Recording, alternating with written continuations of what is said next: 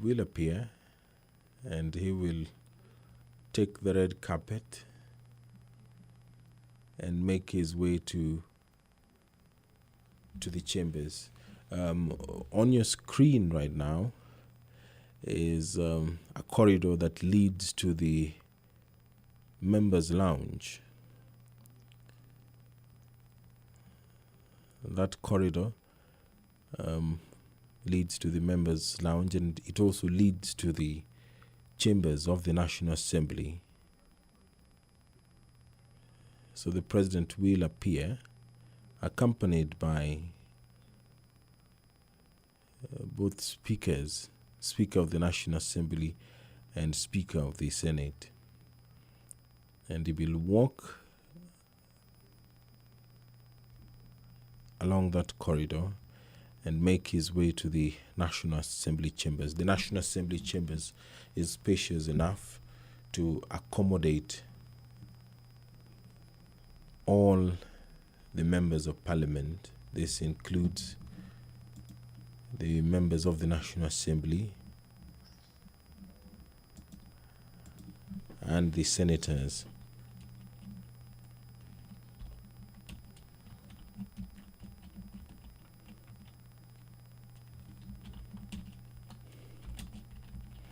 This sitting is being conducted in strict adherence to the COVID-19 protocols.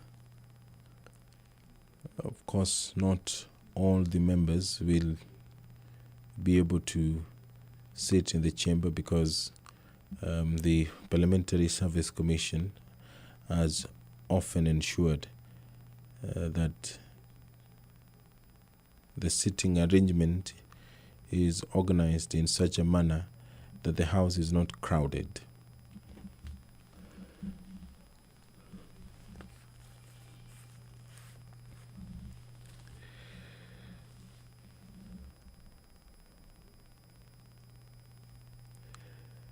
The joint sitting of Parliament, such as this, provides Kenyans with an opportunity to listen to such an address by the head of state and government. And this particular sitting, will provide Kenyans with an opportunity as well to listen to the steps which the government is taking to ensure that affordable housing, one of the pillars of President Uhuru Kenyatta's administration, the progress of that, how many Kenyans have been able to be accommodated in this particular program, how many have been able to gain access to affordable housing, universal health care, how many Kenyans are under the National Hospital Insurance Fund, how many Kenyans are able to provide the basic of care. And also, in terms of manufacturing, how many Kenyans have been able to set up manufacturing firms, and what is the status of the manufacturing sector in Kenya. And in terms of job creation, how many jobs have been created over the last 12 months, because the State of the Nation address takes place once every year. So the president will be able to update Kenyans on all this, the status of the Big Four agenda, the steps being taken to realize the national values which are contained in the Constitution of Kenya. They include patriotism, national unity, sharing, and devolution of power. Last week, there was the devolution conference which took place in Makueni County, and the focus was the war on climate change. Governors representing counties vowed to take matters into their own hands and play an integral role in the war on climate change. Over 2 million trees are being planted in Makueni County There are counties which have adopted policies that are engineered to position them strongly in the war against climate change. Climate change is one of the issues that all government, not just Kenyan government, is dealing with. So how is the government of Kenya going to make it relevant to Kenyans, the issue of climate change? What is being done? The president did announce a couple of months ago, and he also announced it last week when he addressed the devolution conference, that the government will be utilizing some $62 billion. 13% of that will be own-sourced, and the remainder will be sourced from abroad to fight climate change. A colorful procession by the Sergeant at Arms, followed by the two maces of the National Assembly, and followed by the clerks of the National Assembly, and President Uhuru Kenyatta, accompanied by the two speakers of the National Assembly and the Senate, making their way into the chambers. It is the time that many Kenyans have been waiting for, and the time is nigh. I will now hand you over for this special broadcast of the State of the Nation address. President Uhuru Kenyatta will be giving the 8th address to a joint sitting of Parliament, the Senate, and the National Assembly. Members will be upstanding as President walks into the chamber to address them and address the country on the state of the nation. My name is Edward Kabasa. Now I hand you over for this special.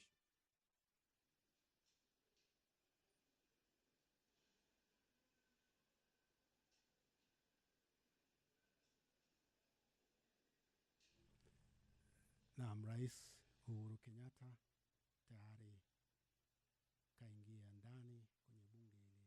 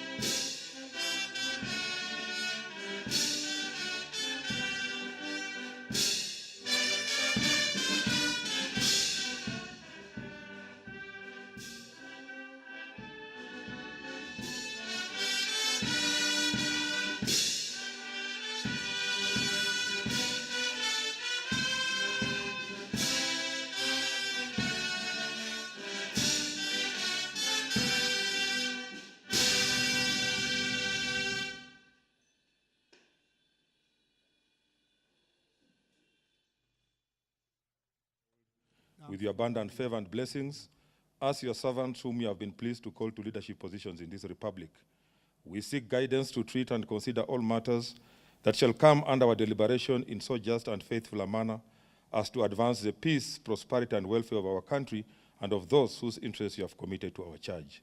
Amen.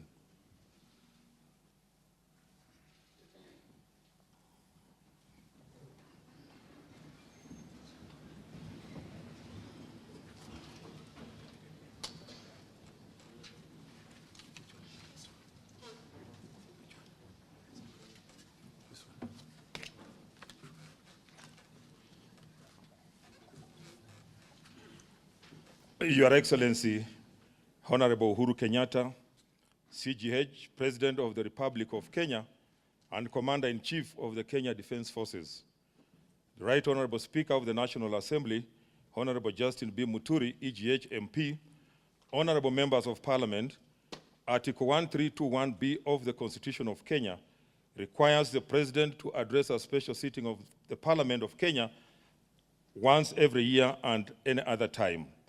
Further, Article 1321C requires the President to inter alia report in an address to the nation all the measures taken and the progress achieved in the realization of the national values set out in Article 10 of the Constitution. In addition, Article 2407 of the Constitution requires the President in his capacity as the chairperson of the National Security Council, NCC, to report to Parliament annually on the state of the security of Kenya. In this regard, pursuant to Article 1321B and C1 and 2 of the Constitution and Senate Standing Order number 2221 and 2, upon a request by the President, via a letter reference number OP/CAB 2612A, dated 19th November 2021, I gave notice of today's special sitting to the Honorable Senators via Gazette Notice number 12989, which was published on Friday, 26th November 2021. Accordingly, Honorable Members, this special sitting is properly convened. I thank you.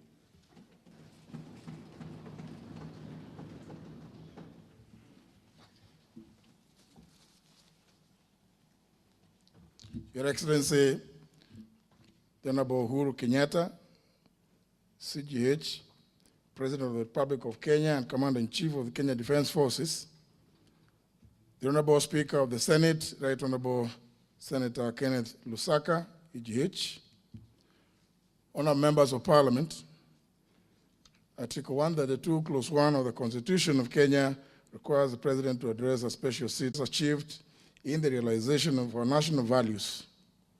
Additionally, Article 132, Clause 1, Paragraph C, Roman 3, provides that the President shall submit a report for debate in the National Assembly on the progress made in fulfilling the international obligations of the Republic.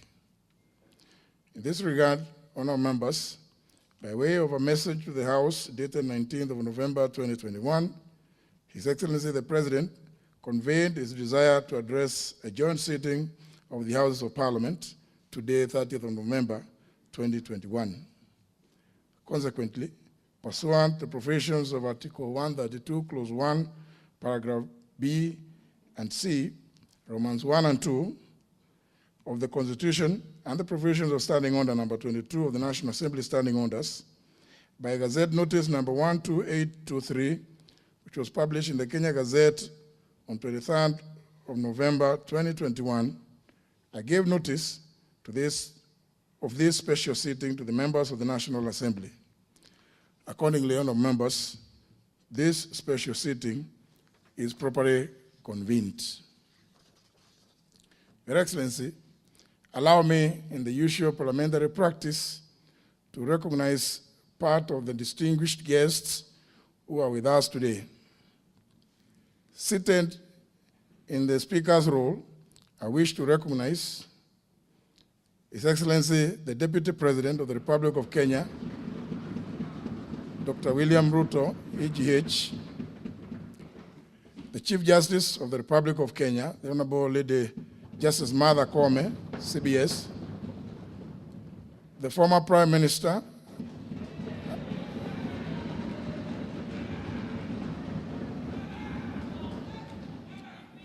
and the African Union's High Representative for Infrastructure Development in Africa, the Right Honorable Raila Amolo Odinga, PGH,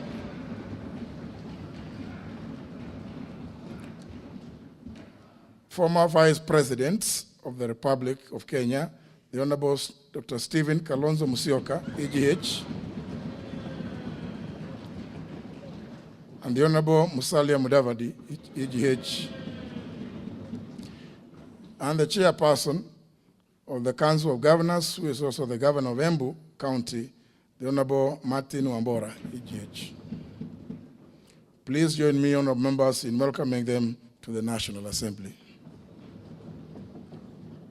Your Excellency, allow me also to welcome other members of the judiciary present today, including the Honorable Lady Justice Njoki Ndung'u, Judge of the Supreme Court, Justice Daniel Musinga, President of the Court of Appeal, Lady Justice Lydia Achonde of the High Court, and Justice Oscar Angote, and Lady Justice Maureen Onyango. Your Excellency, may I also accord special recognition to all Cabinet Secretaries present, the Head of the Public Service, Dr. Joseph Kinyua, Principal Secretaries, the Governor of Nairobi City County, Honorable Anne Kananu, members of the Diplomatic Corps present, and the Chairperson of the County Assembly's Forum, who's also the Speaker of the County Assembly of Nyandarua, the Honorable Wahome Degwa. You are all welcome to Parliament.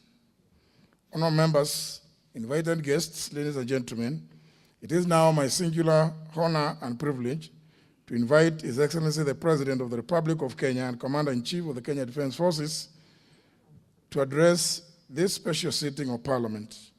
Welcome, Your Excellency.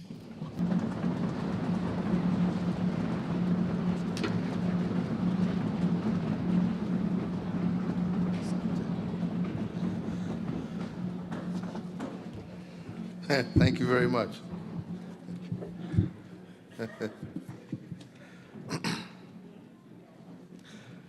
The Honorable Speaker of the National Assembly, the Honorable Speaker of the Senate, Honorable Members of Parliament, distinguished guests, ladies and gentlemen, indeed it is my distinct honor and high privilege to once again return to the chambers of Parliament to deliver my 8th State of the Nation address since my assumption of office as the 4th President of the Republic of Kenya on Tuesday, 9th of April, 2013.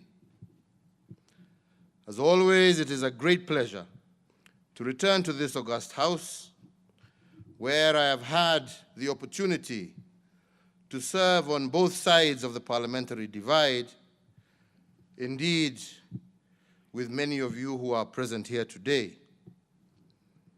I first served as a nominated member of Parliament, introduced into this chamber by the Honorable Raila Odinga and the Honorable Musalia Mudavadi, and later as a cabinet minister. And after an unsuccessful presidential bid in 2002, I found myself on the opposition benches as the leader of the official opposition and member of Parliament for Gatundu South. 5 years later, I was called to serve as Deputy Prime Minister in the Grand Coalition Government under His Excellency, the former President, Honorable Mwai Kibaki, and the Honorable Prime Minister, Right Honorable Raila Odinga. In that position, in that administration, I held 2 positions, the Minister of Trade and later the Minister of Finance. This journey of mixed fortunes taught me that you could serve your country in any capacity because service is not a position, it is action. It also taught me to have empathy for both sides of the parliamentary divide and indeed all shades of political opinion. Of all the lessons, the enduring one is that Kenya is always greater than any one of us. Indeed, in times of great political turmoil, men and women must be spurred by the love of their country to bridge partisan divides and to come together to put Kenya first. It is not always easy, but honorable members, it is necessary. Then as now, we are called upon to do all that is necessary to heal Kenya, to build bridges, and to focus on the 99% of shared visions of a better Kenya as a priority to the 1% of differing ideologies and positions. Personal ambitions were placed aside for the good of Kenya and the enduring benefit of generations of Kenyans yet unborn. And that selfless service, that sacrifice, led to the people of Kenya ultimately working together, bestowing upon me the high honor and extreme privilege of serving them as president in 2002. For the trust and faith that the great people of Kenya placed on me, I am and will forever be most grateful and eternally humbled. Mr. Speaker, today I return to Parliament as President, and I am here to fulfill a constitutional imperative introduced into our political tradition and practice by the 2010 Constitution. In fact, I was indeed privileged to be the second president to be discharged this constitutional mandate when I first made my first State of the Nation address on the 27th of March, 2014. The Constitution at Article 132 mandates the President to report to a special joint sitting of both Houses of Parliament on measures taken and progress made in the realization of our national values as defined by Article 10 of our Constitution. I am also constitutionally obliged to report on the status of our fulfillment of the international obligations of the Republic and the state of our national security and the general state of the nation. In line with this constitutional instruction, my address today will lay emphasis on three elements that I consider important to our country. The first is the state of our economic development, which is about our national well-being. The second is the state of our social structure, which looks at the restoration and propagation of the dignity of our people. And the third is the state of our nationhood, which speaks to the soul of our nation, including the state of our democracy. Before I report on these thematic areas, allow me, ladies and gentlemen, and honorable members, to give a brief account on the state of our national response to emerging disruptions. Specifically, I want to now put on record how the power of choice on the part of our administration, as supported by Parliament and indeed the county governments, turned the COVID-19 pandemic from a national crisis to what I believe is an intergenerational opportunity. Mr. Speakers, when the pandemic hit our country in March of 2020, we were quick to warn the nation that a crisis is twinfold.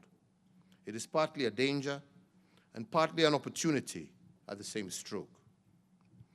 I highlighted the inescapable fact that depending on what you focus on in a crisis, you can either emerge triumphant or indecisive out of fear and despair. In other words, a crisis is indeed all about choices. Those who choose danger and fear do not survive. Those who see the crisis through the lens of opportunity develop resilience and are able to build back better. And I say this because, for instance, a Kenyan company known as Revital, operating in Kilifi County in the Coast region, became Africa's largest producer and exporter of vaccine syringes during the COVID period. In 2020 alone, Revital exported 70 million COVID syringes to over 20 countries globally. In fact, Revital currently has the capacity to produce 300 million COVID vaccine syringes every year. The global shortage for COVID vaccine syringes stands at 2 billion, and this itself is taking advantage of opportunity. This means that Revital is able to produce 1 out of every 10 COVID vaccine syringes globally. The company saw opportunity in the crisis of COVID, adopted accordingly, and innovated its business processes to optimize on the new opportunity. Another company in the same league is Hela, a global apparel-making company with a foothold here in Kenya. In the first months of the pandemic, this company changed its strategy from producing clothes to producing PPEs and face masks. With the WHO requirements of 80 million face masks per month at the height of COVID duress, Hela produced 5 million masks a month between April and May 2020. This means that through innovation, Hela manufactured 1 out of 16 masks required globally every month, contributing immensely to the slowing down of the COVID pandemic. This again was a case of seeing opportunity in a disaster and adopting to the changes. However, choices are nothing without leadership, and I say this because when COVID-19 hit our country, my administration found itself confronted with a dilemma of two rights. Opinion was sharply divided on whether to lock down the country or to leave it open. On one side of the divide, they presented an economic argument. They warned us that to leave the country open, they advised us to leave the country open and save the economy. And they argued that COVID was a health crisis that should not trump economic imperatives. The other side of the divide made a compelling health argument against the economic argument. Led by a brain trust of medical scientists and researchers, they argued that the country had no option but to lock down. Their models pointed to a soaring crisis if drastic choices were not made. According to these experts, a series of irreducible minimums had to be met before considering softer health protocols. Indeed, after much reflection, we opted for the public health argument over the economic argument. Our rationale was that you can always revive an ailing economy, but we cannot bring to life those who die from the pandemic. And with this logic informing our choices, we set out to build the irreducible minimums recommended by the experts to forestall a COVID disaster. Although the health argument won, we did not dismiss the economic argument in toto. We made fiscal choices to cushion the economy through a number of economic stimuli. And today I'm happy to go on record in this august House as having succeeded in the choices that our administration made. Because of our fiscal stimuli, today I can report that the impact of COVID on our economy was 14 times lesser than that on the global economy. As part of the first stimulus package that we announced interventions that warranted the national exchequer to forego taxes amounting to Kenya shillings 176 billion. These tax measures included the immediate reduction of VAT from 16% to 14%, 100% tax relief for all persons earning up to Kenya shillings 24,000, reduction of pay as you earn from 30% to 25%, reduction of corporation tax from 30% to 25%. We also caused the lowering of the central bank rate, the CBR, to 7.25% from 8.25%, so as to prompt commercial banks to lower interest rates applicable to their borrowers and thereby avail much needed affordable credit to MSMEs across our country. We lowered the cash reserve ratio, the CRR, to 4.25% from 5.25%, so as to provide additional liquidity of approximately 35 billion to commercial banks in order to directly support borrowers that were distressed as a result of the economic effects of the COVID-19 pandemic. The Central Bank of Kenya also provided flexibility to banks with regard to the requirements applicable to loan classification and provision of loans that were performing as of the 2nd of March 2020. We further engaged banks and all financial institutions to support all enterprises and families that sought to restructure their commercial banking through debt moratoriums and review of tenure of these facilities. There was a temporary suspension of the listing of the credit reference bureaus of any person, micro, small, and medium enterprise, and corporate entities whose loans had fallen overdue or was in arrears. The Kenya Revenue Authority was directed to expedite the payments of all verified VAT refund claims amounting to some 10 billion shillings, or in alternative, allow for the offsetting of withholding VAT in order to improve cash flows for businesses. The 6 billion shillings from the Universal Health Coverage Kitty was immediately appropriated strictly towards supporting counties in the recruitment of additional health workers to support in the management of the spread of COVID-19. Subsequently, we rolled out the second stimulus package with the support of this House, whose tenant was an 8-point economic stimulus program amounting to some Kenya shillings 56.6 billion. The first element of the 8-point program focused on Buy Kenya, Build Kenya policy. On local infrastructure development, we allocated 10 billion towards the National Hygiene Program, dubbed Kazi Mtaani Initiative. The program was conceptualized as an extended public works project aimed at utilizing labor-intensive approaches to create sustainable public good in the urban development sector. The program has so far secured gainful engagement to over 750 youths engaged in the improvements to the environment and hygiene and in the rehabilitation of access roads, footbridges, and other public infrastructure through local labor. The second was on education, with an additional 6.5 billion to the Ministry of Education to hire an additional 10,000 teachers and 1,000 ICT interns to support digital learning and the acquisition of 250,000 locally fabricated desks. The third element of the program targeted small and medium enterprises through an injection of Kenya shillings 5 billion as seed capital for the SME Credit Guarantee Scheme. The intention here was to provide affordable credit to small and micro enterprises.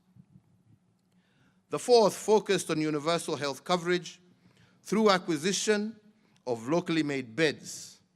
The fifth element of the stimulus program focused on agriculture. We prioritized 3 billion for the supply of farm inputs through e-vouchers, targeting 200,000 small-scale farmers, and a further 1.5 billion to assist flower and horticultural producers to access international markets in a period where we had a shortage of flights into and out of our country. Tourism was the sixth area of target for the stimulus program. To jumpstart this important sector and to protect its players from heavy financial losses, we provided soft loans to hotels and related establishments through the Tourism Finance Corporation, and a total of 2 billion was applied towards renovation of facilities and the restructuring of business operations by actors in this industry. To mitigate the impact of deforestation and climate change, and to enhance the provision of water facilities, we rehabilitated wells, water pans, and underground tanks in arid and semi-arid areas, and we applied Kenya shillings 2.5 billion for flood control measures and our Greening Kenya campaign. The eighth and final element was a stimulus program was manufacturing, a strategy we enforced As a strategy, we enforced the policy on Buy Kenya, Build Kenya, and we set aside an initial investment of 600 million shillings to purchase locally manufactured vehicles. This was expected to sustain the operations of local motor vehicle manufacturers and their attendant employment of workers. Mr. Speakers, the foregoing interventions help to reinforce the resilience of our economy while cushioning millions of households against the effect of the economy. And in that regard, while most economies in the world shrunk, Kenya's economy grew at 0.3 during the 2020 period, despite the COVID challenge. Although this positive growth was minimal, the second quarter of 2021 registered the most impressive growth ever recorded in our nation's real GDP. During the second quarter of 2021, real GDP recorded a phenomenal 10.1% growth, and this is the highest growth ever recorded in one quarter in Kenya's history. It is also the first time Kenya has hit a double-digit growth number. The last time Kenya's economy got close to this kind of performance was in 2010, during the Grand Coalition government, when the economy hit an 8.4% growth rate. And it was this impressive trajectory that led me to announce the 13-point interventions unveiled on Mashujaa Day this year to cushion the economy with a further Kenya shillings 25 billion as our third stimulus package, pushing the aggregate of our stimuli over the COVID period to Kenya shillings 257 billion. The third stimulus package focused on the key productive and service sectors that covered agriculture, health, education, drought response, policy infrastructure, financial inclusion, energy, and environmental conservation. These 13 interventions were as follows. The first intervention was in the tea subsector, where I am pleased to confirm that we have supported the tea subsector with Kenya shillings 1 billion in support of fertilizer subsidy for our tea farmers, securing our nation's top agricultural export, and happy also to report that our tea farmers are today receiving the highest pay that they have received in many, many years. The second intervention was in the sugar subsector, and I note with satisfaction that smoke is once again billowing in our public sugar mills, following the allocation of Kenya shillings 1.5 billion in aid of the sugar sector that is being applied towards factory maintenance and the payment of farmers' arrears. The third intervention was in the coffee subsector, and I confirm that 1 billion shillings was released in support of the ongoing reforms in the subsector that is being applied towards completion of the ongoing targeted interventions in the coffee subsector. The fourth intervention was in the livestock subsector.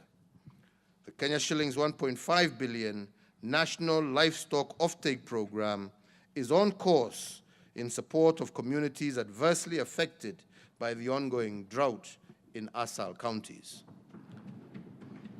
The fifth intervention was also in the livestock subsector, and I confirm that the interventions geared towards the reduction of the cost of animal feeds are well on course. The sixth intervention was in education. Noting the success of my administration's policy on 100% transition from primary to secondary school, I did direct that the National Treasury should allocate a further 8 billion shillings to the Ministry of Education for the CBC Infrastructure Expansion Program, targeting the construction of 10,000 classrooms. And I am most pleased to confirm to the nation that all the county's works and constructions of the classrooms should commence by early December 2021. The seventh intervention was in health, to enhance access to medical coverage across our country, and as part of our universal health coverage program, I did direct the Ministry of Health to establish an additional 50 new level 3 hospitals to be situated in both non-covered areas as well as densely populated areas across our nation. And I also directed the National Treasury to allocate the sum of 3.2 billion for the immediate construction of these new medical facilities. The eighth intervention was the National Sanitation Program. We started this program, as I said earlier, to harness the energy of our young people and to give them a buffer against COVID-related unemployment. Noting the success of Kazi Mtaani program and its effect in enhancing opportunities for the youth across our country, we did require the National Treasury to allocate a further 10 billion shillings for the third phase of the Kazi Mtaani program to cover youths and to be rolled out in all our counties across the country. The ninth intervention was on energy and petroleum. Being fully aware of the positive strides being made in our economic recovery and cognizant that the gains stand the risk of being eroded by high energy prices, I am pleased to confirm that we are on course to institutionalize the sought reforms. The 10th intervention was on access to credit. Critically, I asked the National Treasury and the Central Bank of Kenya to consider suspending the blacklisting of creditors with loans below Kenya shillings 5 million at the Credit Reference Bureau, in a move that targeted retaining the bounce-back potential of the foundation of our economy. As the 11th intent, I also asked the National Treasury and the Central Bank of Kenya to consider revising the maximum amount an individual or enterprise can withdraw or deposit from a bank that previously stood at 1 million shillings, which was not supportive of our current business environment. I'm glad to report to Parliament that as of the 8th November 2021, the Central Bank of Kenya issued a notice suspending the listing of negative credit information for borrowers with loans below Kenya shillings 5 million, and that fell into arrears from October 1st, 2021 to September 30th, 2022. This will give the MSMEs 12 months to reorganize themselves and to adapt to the new economic normal. I am also happy to report that the Central Bank of Kenya is at an advanced stage of revising the 1 million threshold for cash deposits and withdrawals in the banks. This will facilitate easy transactions for MSMEs and help the economy respond to COVID shocks. The 12th intervention was the digital financial services subsector. In recognition of the importance of the digital financial services, especially in the small-scale traders and households at large, I did direct the National Treasury to engage all digital payment providers with the aim of deepening and expanding the use of payment channels.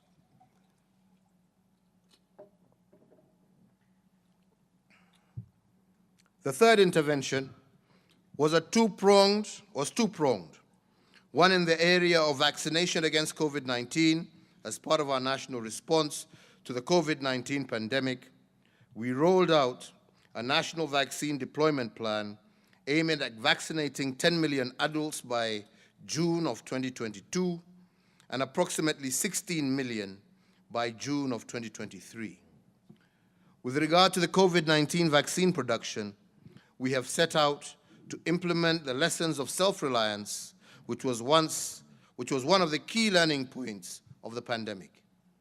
As the first step towards this goal, we established the Kenya Biovacs Limited, a venture that would locally produce anti-COVID-19 vaccines. I therefore directed the Ministry of Health to operationalize the company to form and fill an eventual manufacture of our locally produced vaccines by Easter of next year. Honorable members, ladies and gentlemen, at this point I would like to take special note of the resilience of our revenue collection systems under the Kenya Revenue Authority. For the first time, KRA has exceeded its revenue collection target target despite the COVID stress over the economy. The KRA projected a Kenya shillings 1.5 trillion collection in tax during 2020. They collected Kenya shillings 1.67 trillion, which was in excess of their projected intention. But on this note, I must report on the sterling performance of KRA, not only under the COVID duress, but in the last 8 years of our administration. In the last eight years, KRA has collected Kenya shillings 10.8 trillion cumulatively in revenues. This means that in just 8 years, KRA has collected the equivalent of Kenya's total GDP. It also means that on average, KRA collected 1.3 trillion shillings every year. Honorable speakers, honorable members, to accelerate the turnaround of our micro, small, and medium enterprises under the ease of doing business government agenda, my administration has implemented remarkable reforms over the years. These measures have not only improved the country's business climate, they have also mitigated the challenge and bottlenecks impacting business.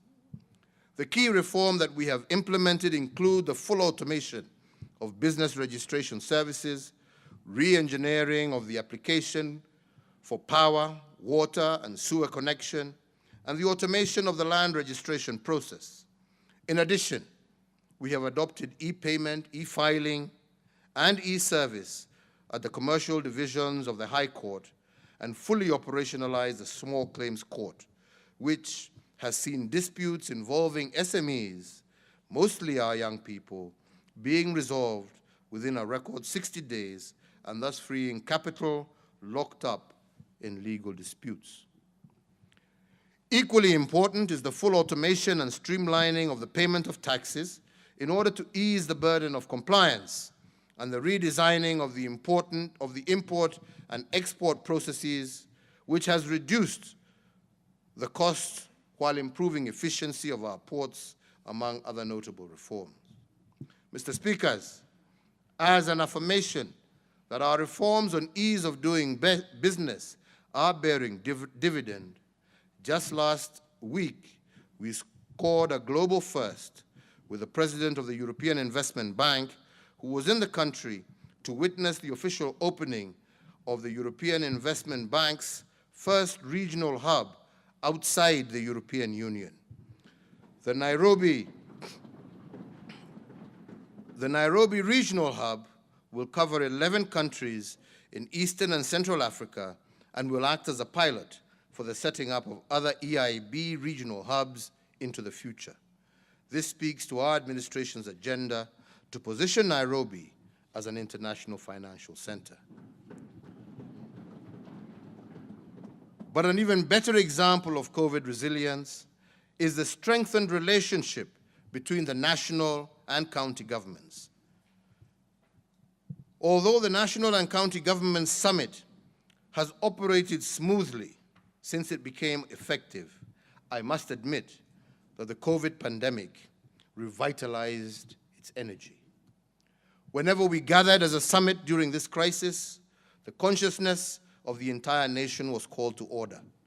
We put asunder the political dynamics of the moment, and our only business became Kenya.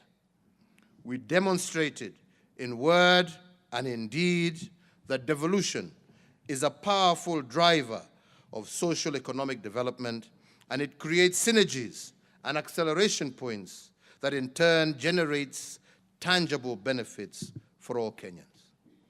We understood very well that to overcome the crisis, we had to act as one. Rather than allowing the nation to succumb to COVID fatigue, we came together and galvanized our people towards strength, resilience, and building back better. Where others stumbled and fell, we rose and soared. During the COVID stress period, the national and county governments demonstrated their true leadership.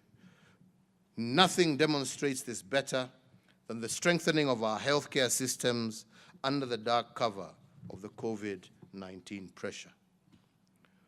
When the COVID pandemic hit our country, we had in ICU bed capacity only 180 beds countrywide. This translated to an average of 2 ICU beds in each county.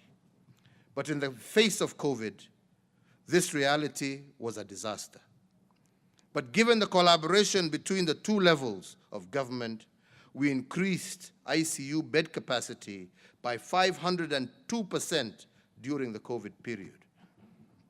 Equally important to note, during the COVID-19 pandemic, we had the capacity only to generate 3 million liters of oxygen per day in March of 2020.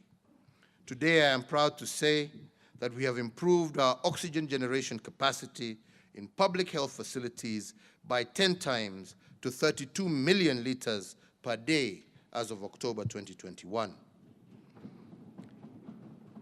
Kenya can be proud of one more innovation. In March of 2020, we had only 1 laboratory that could test notifiable diseases of international concern. In fact, we had to send our tests for notifiable diseases to South Africa. When the COVID pandemic hit our country, we had to wait 5 days for the South African laboratories to send us results. Today, we have moved from 1 testing laboratory to 95 well-equipped laboratories. What is it then that we have learned from the COVID disaster? We have learned that our solutions must be homegrown. That is why we have commissioned a vaccine development project for disruptive viruses like COVID-19 to serve not only Kenya, but the region at large.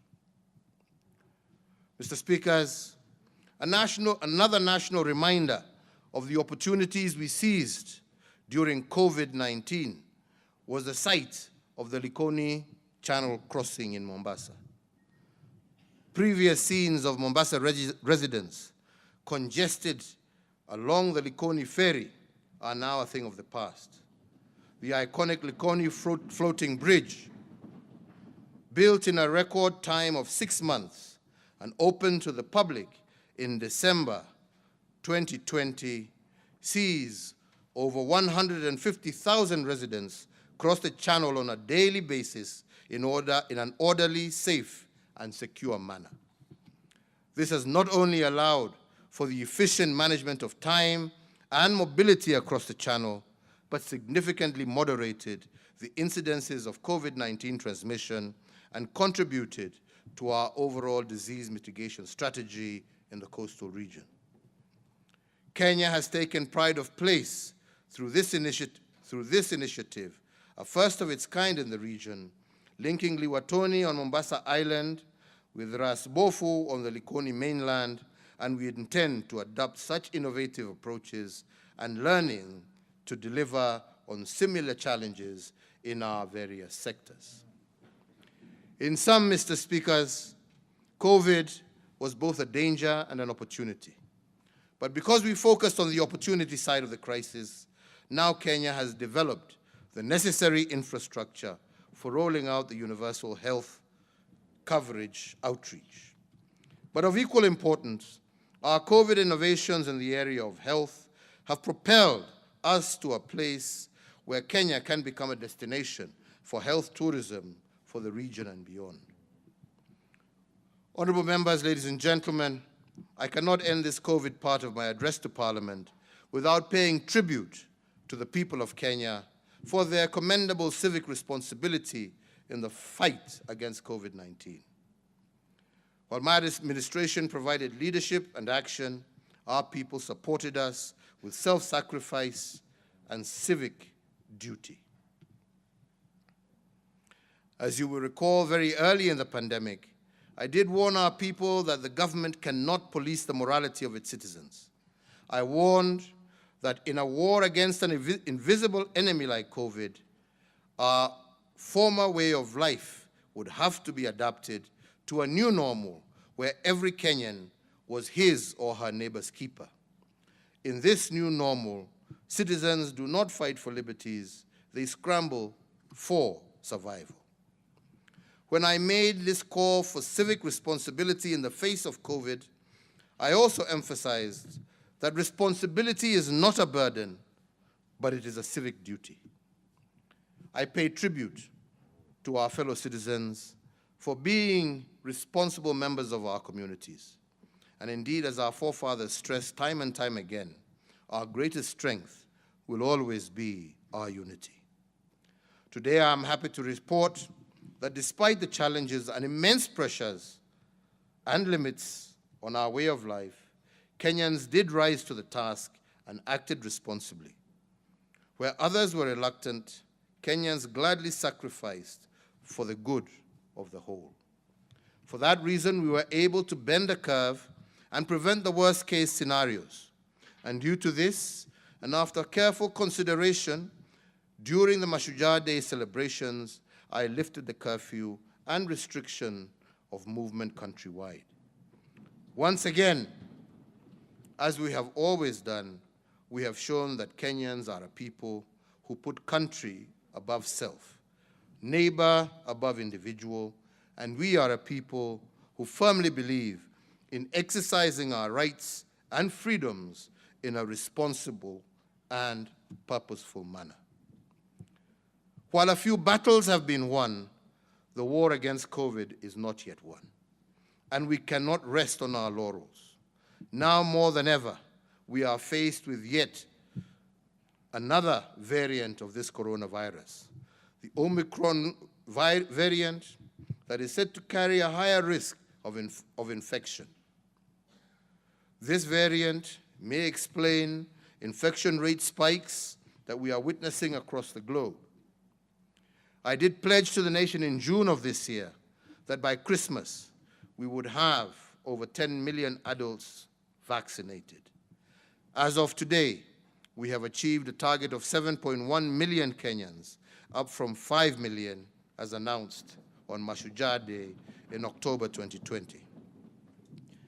Mr. Speakers, to fortify our national resolve against COVID-19, and in honor of all those Kenyans that we have lost to the disease, I do urge today all Kenyan adults to visit their nearest medical facility to receive their COVID-19 vaccinations. The COVID-19 vaccines are in stock across our country and in all our counties, and already with a daily average rate of over 100,000 vaccinations, we have a much smaller target to meet within the next 25 days. I therefore once again call on all Kenyans to rally under the call of 25 days to Christmas to secure their vaccinations, to meet and surpass the target that we set ourselves. And I invite the media in all its various forms to use their platforms to perform the social good and promote the vaccination campaign. This new variant's profile, as for now, remains unknown. It is therefore better to err on the side of caution. By receiving our vaccinations, we will have played our part in securing not only our own lives, but also in protecting the lives of those around us. Let us be responsible in this endeavor.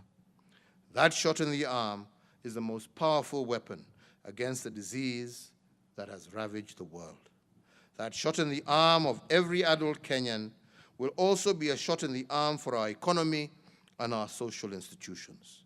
It ensures that we can conquer, that if we can conquer and put this disease aside and fully return to normal, we can continue on our growth trajectory. No Kenyan should hold back from this perfectly safe and free way to protect yourself, your family, your neighbors, your colleagues, and the nation at large. Let us tear down this disease, ladies and gentlemen. Mr. Speakers, throughout our history, the collective task of nation building has been guided by the shared aspirations of eradicating the indignities of ignorance, disease, and hunger. This was the vision that fueled our struggle for independence. Post-independence, every Kenyan generation and every administration since has sought to do all within its means to finally slay the three-headed monster that has plagued us for over many centuries. To steer the nation towards a path for the realization of these aspirations, the people of Kenya entrusted the responsibility of actualization of that vision on the elected and appointed state officials and officers to whom the powers of our nation have been delegated to.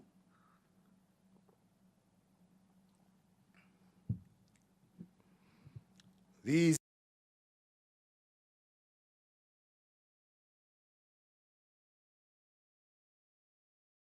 seven members of the Senate and 2,240 members of the county assemblies. We are many, but we must act as one. One government of Kenya that acts in unison to give the people of Kenya a better present and a brighter future. Our collective contributions to move the nation closer to our destiny of a more fair, just, and equitable Kenya for all builds on the intentions of previous administrations as supported by the Houses of Parliament and the organs of the state. I say this fully aware of the enormous work, that this enormous work cannot be concluded in one generation. Ours is a relay race, where we receive the baton and run the race and pass it on to our successors unbroken. Mr. Speaker, sirs, the most notable intergenerational quest is what inspired the Big Four agenda as a strategic guide for my second term in office. To do so, my administration and our colleagues in both tiers of government had to make commitments towards a transformation in four key areas of intent. The first one is liberating our people from the poverty of dignity caused by inadequate services. The second is transitioning our people, especially our youth, from being recipients of handouts to producers of goods and services, as well as owners of capital. The third is building a holistic base of human capital that is food secure and health assured. And the fourth is the restoration of the dignity and the pride inherent of one owning a decent home. Mr. Speakers, I will now give an account of what my administration has done not only in the last year, but what we have attempted to do in the last 8 years as well.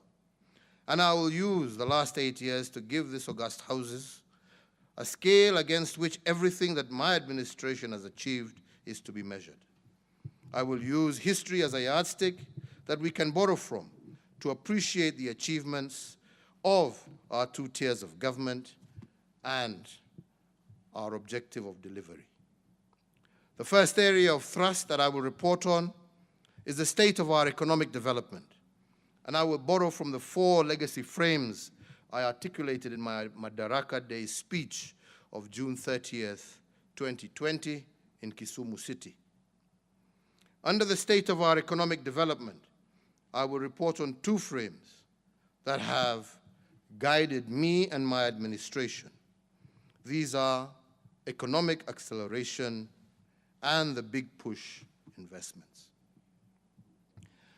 Allow me, honorable members, to start with economic acceleration, which is increasing the speed of achieving our economic goals.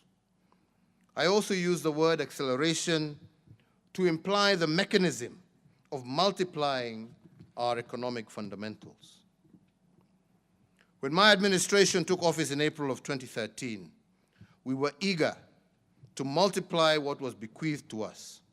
And I am happy to report to this Parliament that we have multiplied our critical fundamentals in ways that even I did not imagine possible.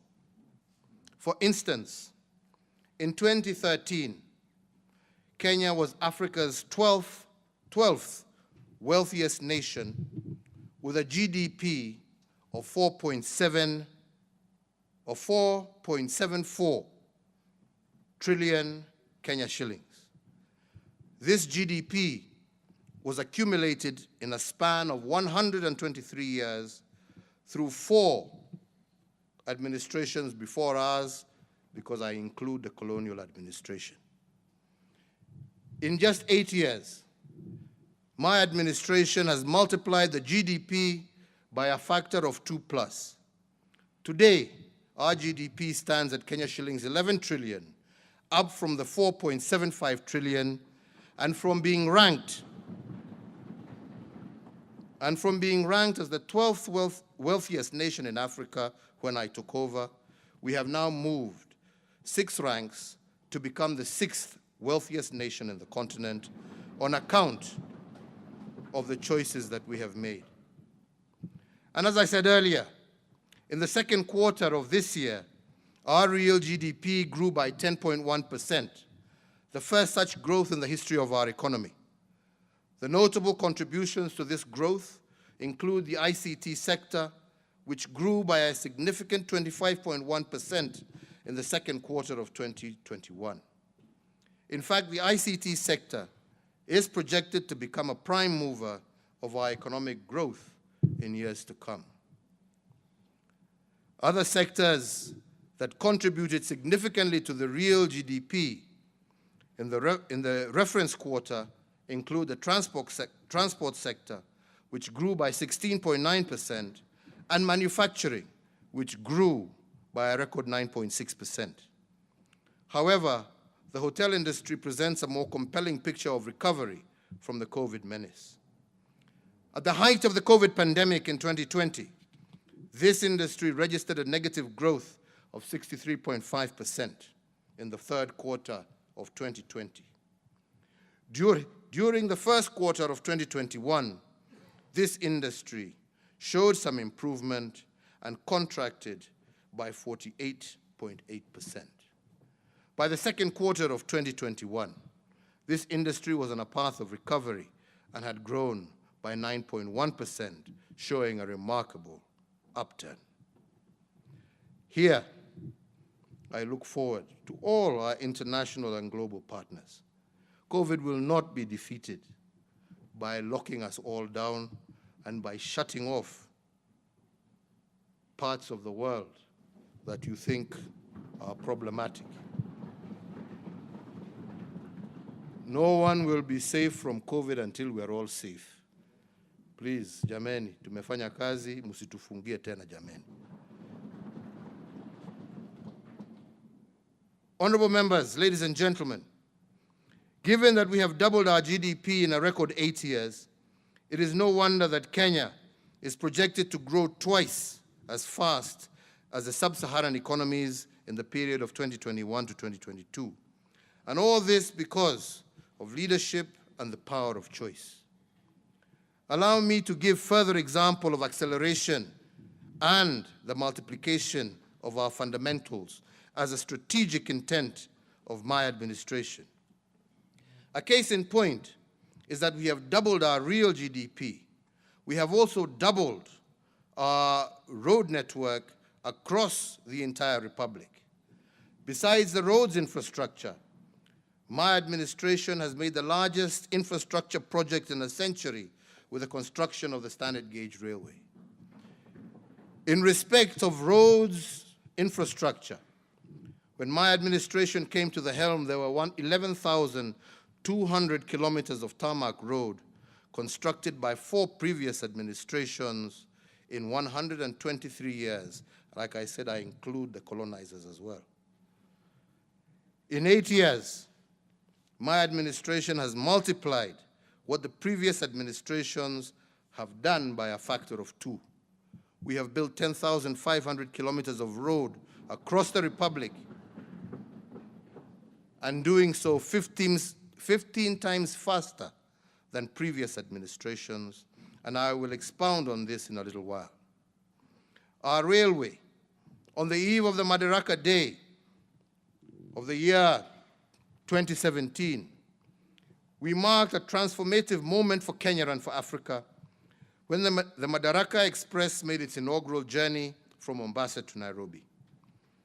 The largest infrastructure project in Africa had become a reality, and a brand new modern railway had become a feature of our homeland and nation.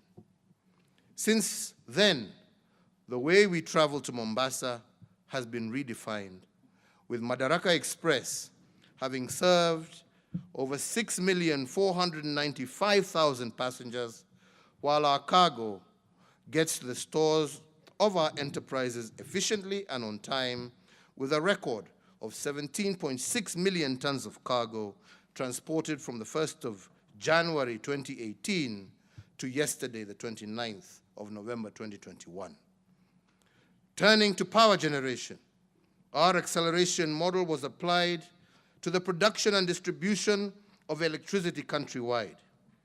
When I took the oath of office in 2013, Kenya's total grid was 1,300 megawatts.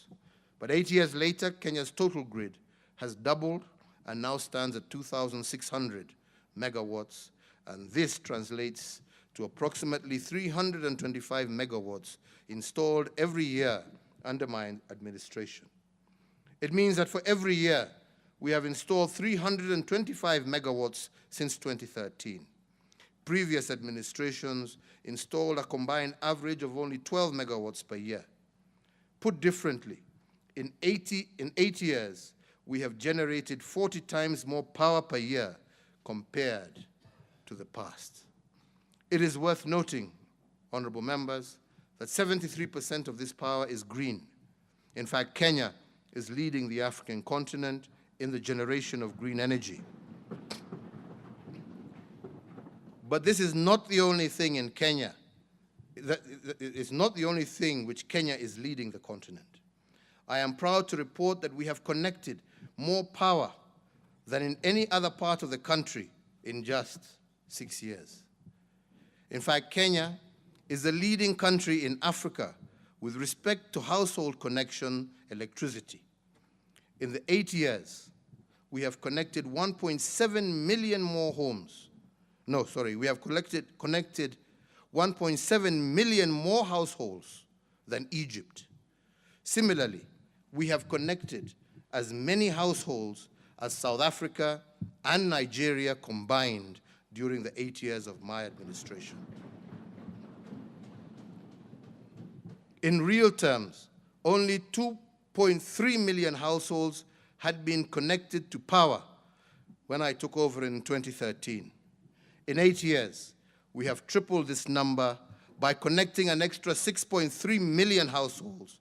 Put differently, and guided by our acceleration model, we have connected approximately 787,000 households every year on average, and with 2,000 connections a day since 2013.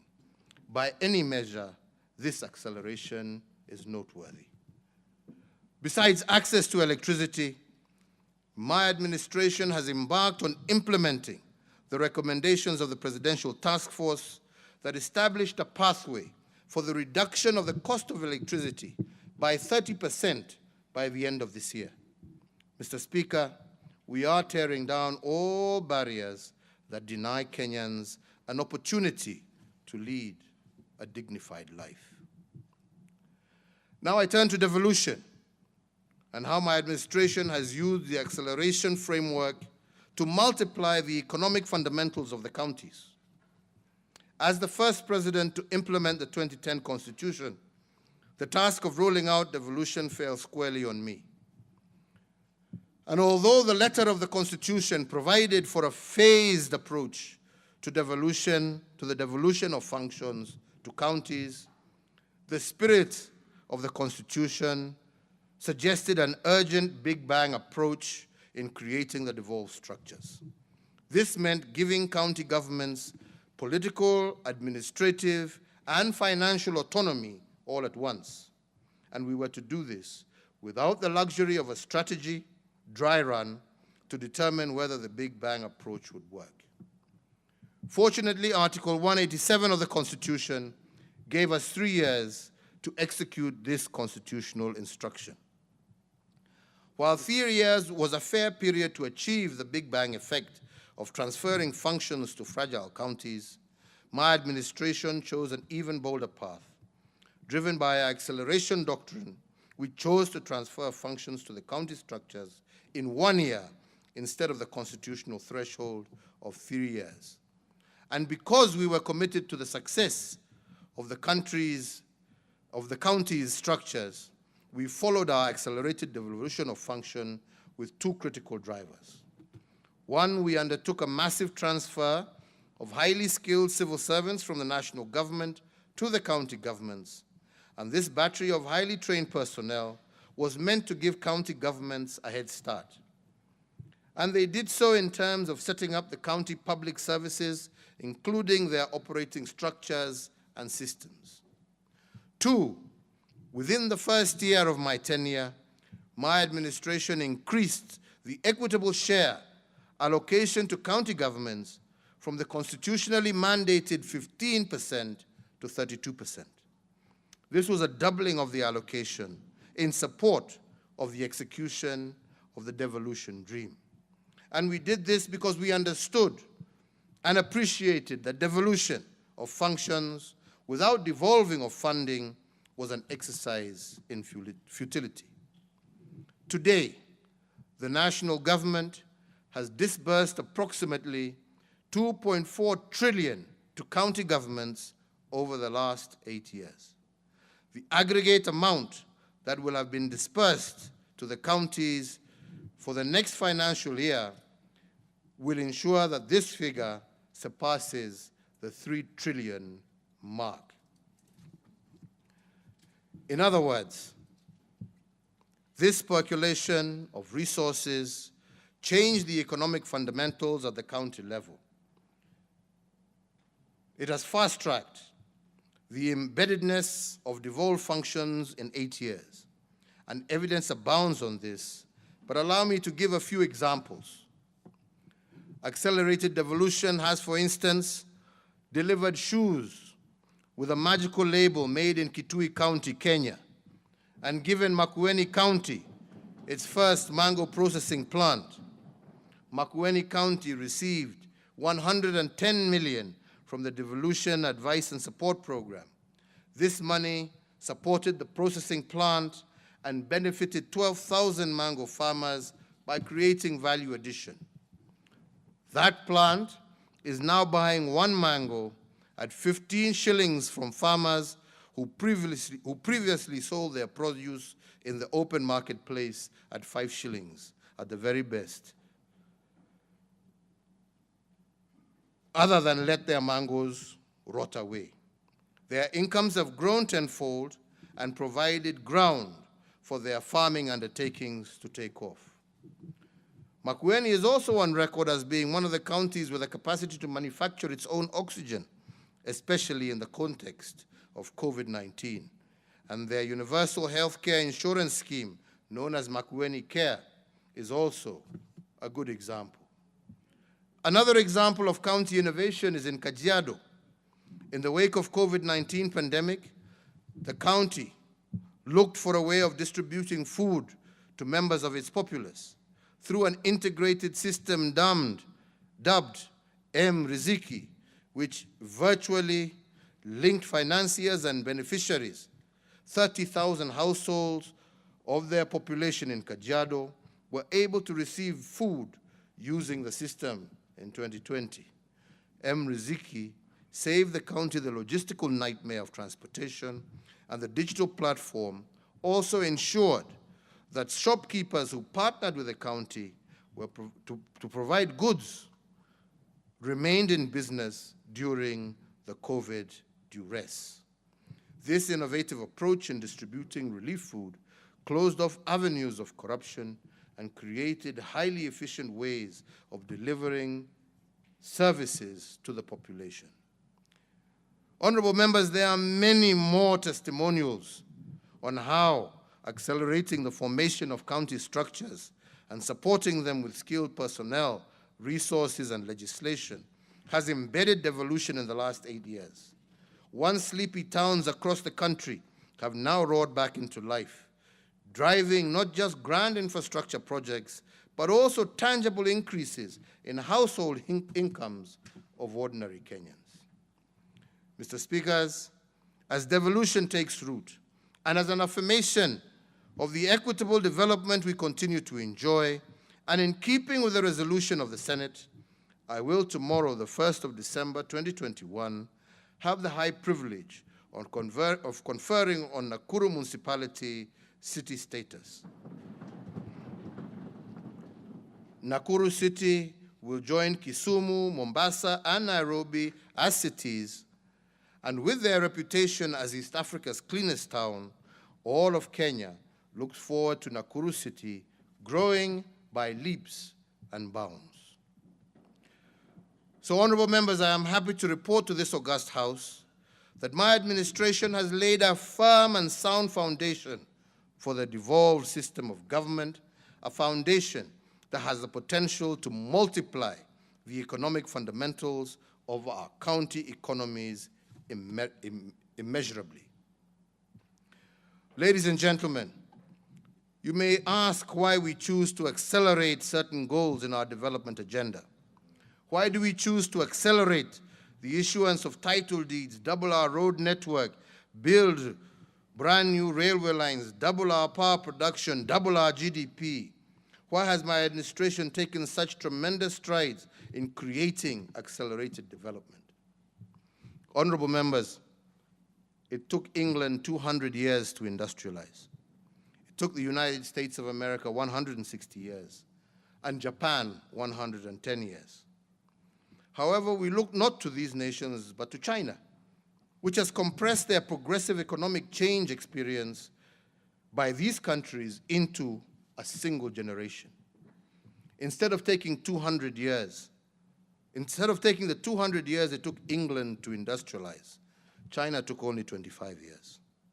Similarly, the 4 Asian tigers of Hong Kong, Taiwan, Singapore, and the Republic of South Korea took 25 years to industrialize instead of the hundreds of years it took others.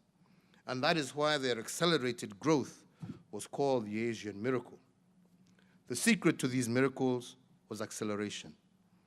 The Asian tigers, for instance, accelerated the achievement of its critical development fundamentals, and this allowed them to industrialize at a rate that was faster than normal. They contracted their development timelines by implementing aggressive interventions on multiple sectors of their economies simultaneously. This reduced the intervals between the phases of industrialization and allowed them to catch up with the West. Unlike these countries, the policy choices of my administration have been about contracting our development timelines through aggressive implementation of projects. We are moving with speed because there is no time like the present to deliver the dreams of Kenyans for a better tomorrow. If the acceleration model has worked for the Asian tigers, who were at the same level of development as Kenya in 1965, they can work for us too. And if these countries industrialized in 25 years because of bold choices they made, we too can set the path for economic transformation and achieve it in record time, especially if we stop stealing. Mr. Speaker, allow me to report on the second frame of my development agenda, which I referred to in my Madaraka Day speech of this year as the big push investments. These are the bold undertakings that are futuristic in outlook. Most of these interventions are in the form of roads, rail, and ports. Some of them are revival of dead capital installed by previous administrations, which are nonetheless critical to our development path today. Regarding roads, the handiwork of my administration is evident across the entire country. There are some counties that have received their first tarmac roads since God made Kenya. And this was done during my administration. And as I said earlier, in 8 years, we have built approximately the same number of kilometers of road that were built by the colonizers and the 3 previous independent administrations. And although our achievements in this area cannot be gainsaid, I want to reiterate that my administration was not building roads for their own sake. Ours was a quest to lay down tarmac not for statistical purposes only. We realized that roads are literally the path to development, and that every inch of tarmac we lay, we are accelerating businesses, creating the foundation for greater individual and national prosperity. We did it for you, the Kenyan people, to tear down the barriers that hold back every citizen from making their individual contributions to nation building. Take as an example the 27-kilometer Nairobi Expressway. Once completed next year, it will take 24 minutes to drive from Mlolongo in Machakos County to Rironi in Kiambu County.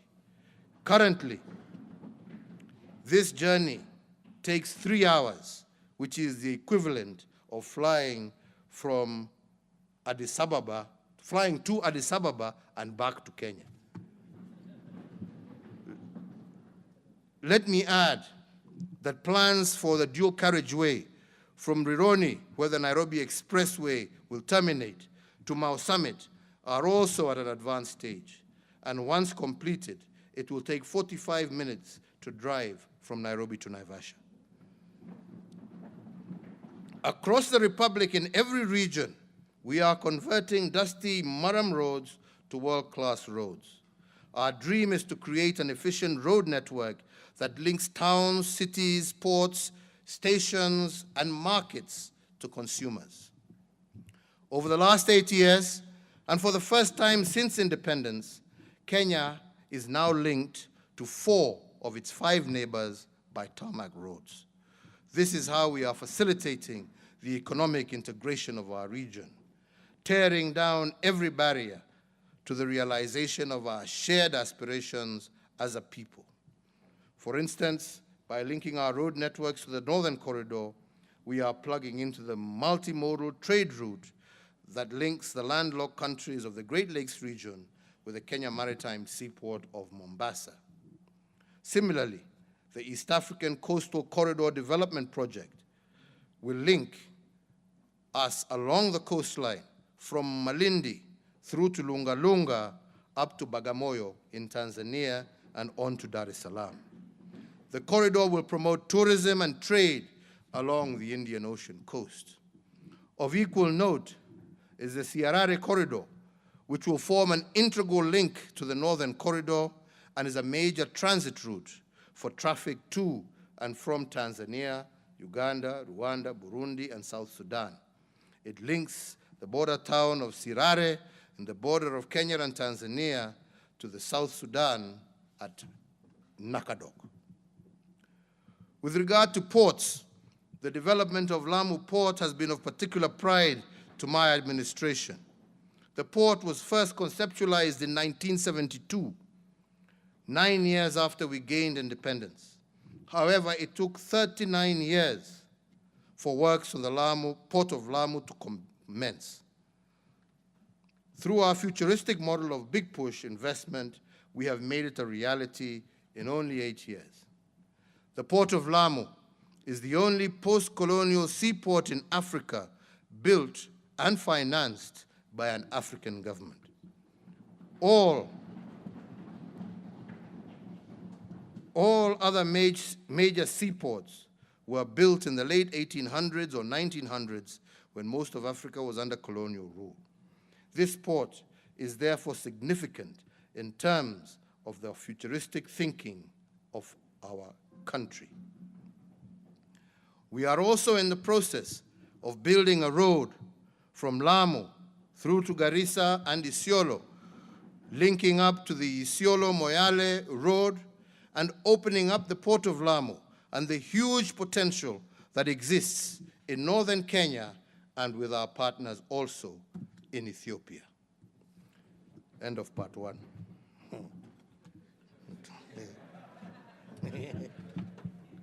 Interval.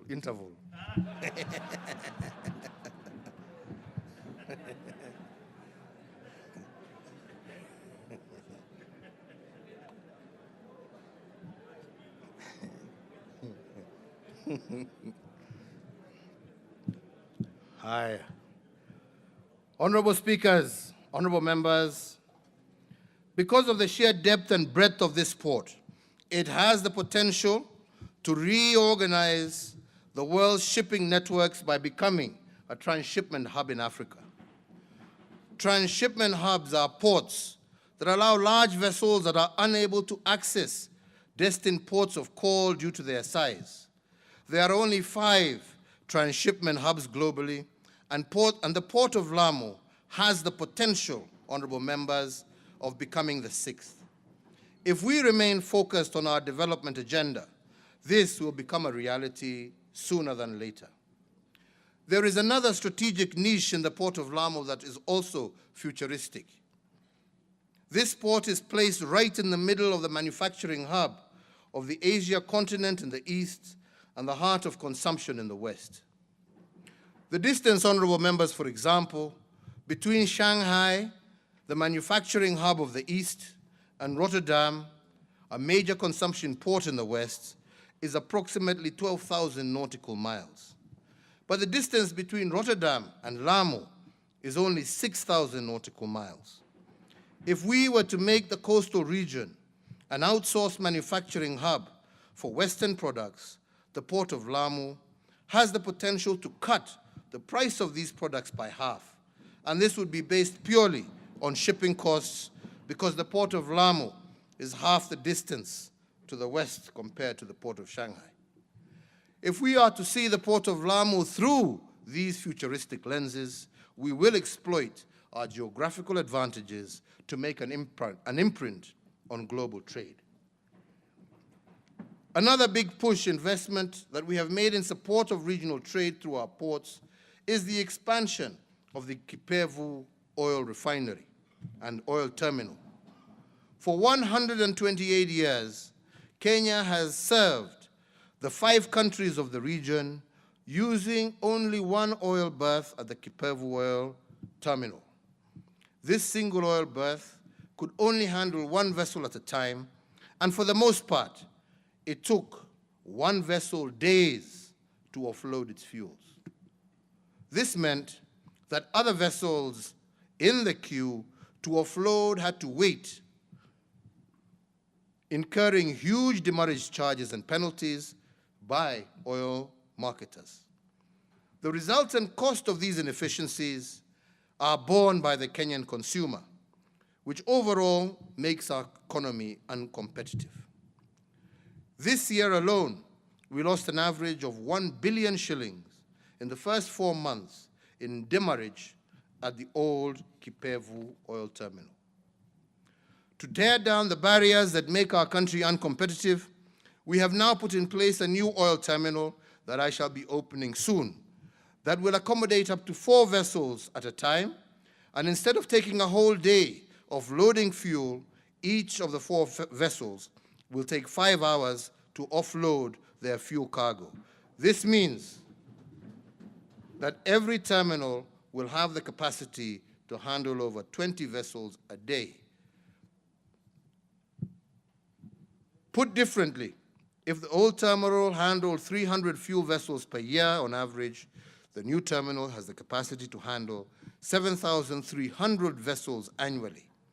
Coupled with the improved transportation system connecting Kenya with its neighbors, the expanded capacity will boost our regional trade as well as remove the cost of demurrage and penalties that the Kenyan consumer has to pay.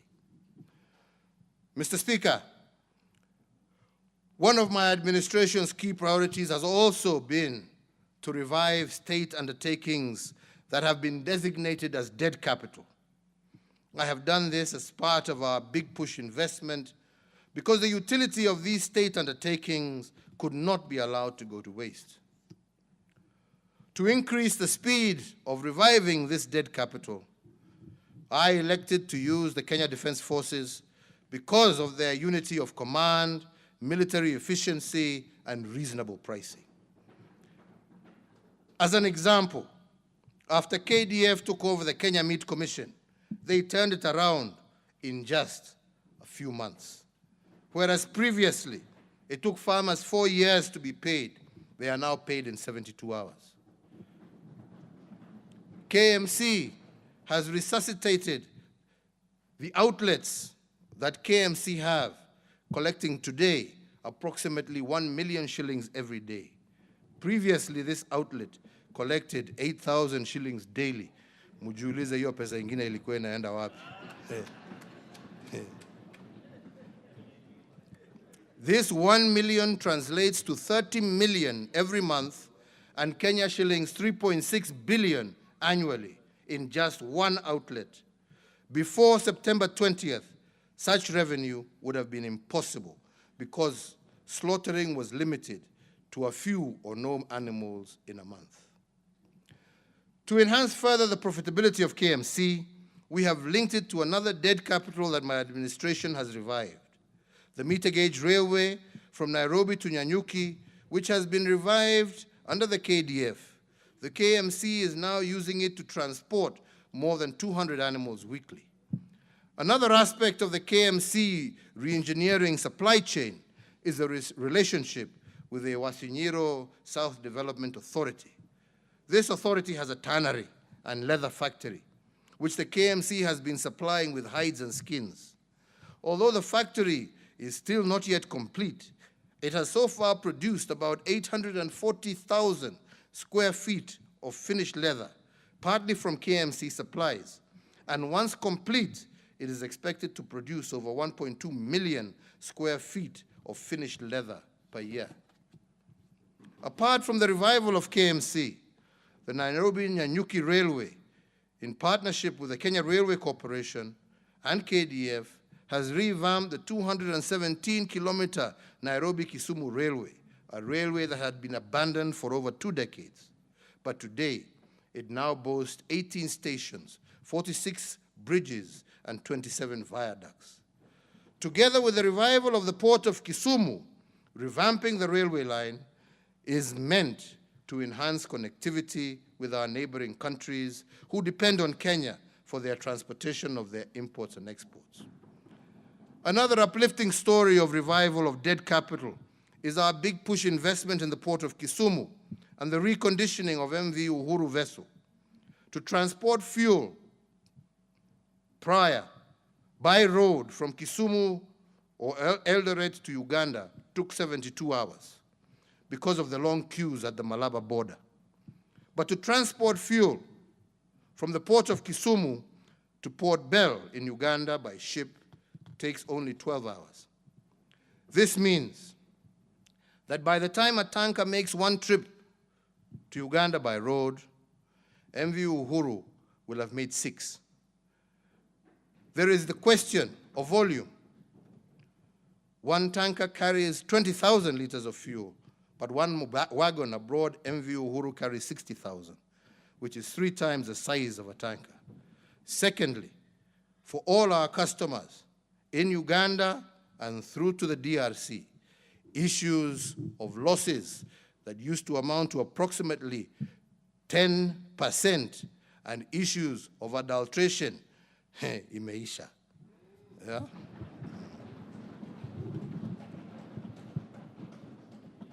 To date, we have transported over 80 million liters of fuel across Lake Victoria to Uganda. Mr. Speaker, my administration has set in motion the process of reviving the blue economy. A blue economy strategy is set to reclaim all fish landing sites is in place, and we have set up a Coast Guard to secure our maritime assets, and we have come up with a legal framework that will ensure that all fish caught in Kenyan waters are landed in Kenya. It is worth for Parliament to note that in the 1990s, Kenya used to process 5% of the global loin tuna catch. This was produced by a company known as Wananchi Marine Products Limited, based in Liwatoni and Mombasa. When this company, for reasons, collapsed, Kenya's tuna was extracted by other countries and resold in foreign markets. inability to export our tuna resources has seen Kenya lose a potential revenue of Kenya shillings 3 trillion since 1982, when the exclusive economic zone was set up by the United Nations.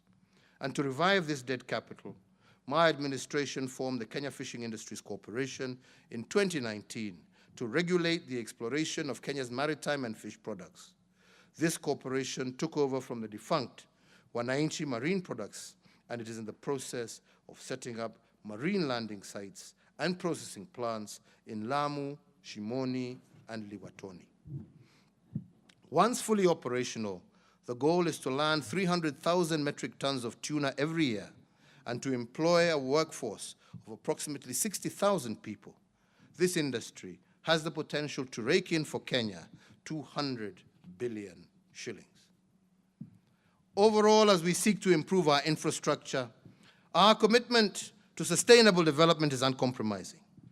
It is the solemn duty of present generations to consciously conserve their natural beauty, ecological splendor, and pristine environment that we received from our forefathers and from generations before them. And this to pass on to future generations in as a good state as we can, unbroken as it was given to us, if not in better condition. In this regard, I note with satisfaction that our Greening Kenya campaign continues to gain momentum, and as a result, approximately 71,794 kilometers squared of our homeland is currently constituted of tree cover, representing 12.12%, while 52.279 kilometers squared of our country is under forest cover, which represents 8.83, up from 6% previously. Mr. Speakers, we are indeed on course to meet our target of 10% forest cover by the year 2024. For trees are without doubt the lungs of our nation. Mr. Speakers, now I turn to the third frame, which I have used to organize the achievement of goals in my administration. I call it the restoration of dignity, and it is a campaign against the three enemies identified by our forefathers, that of ignorance, poverty, and disease. The founding fathers of our nations defined dignity as freedom from want and freedom from fear. They taught us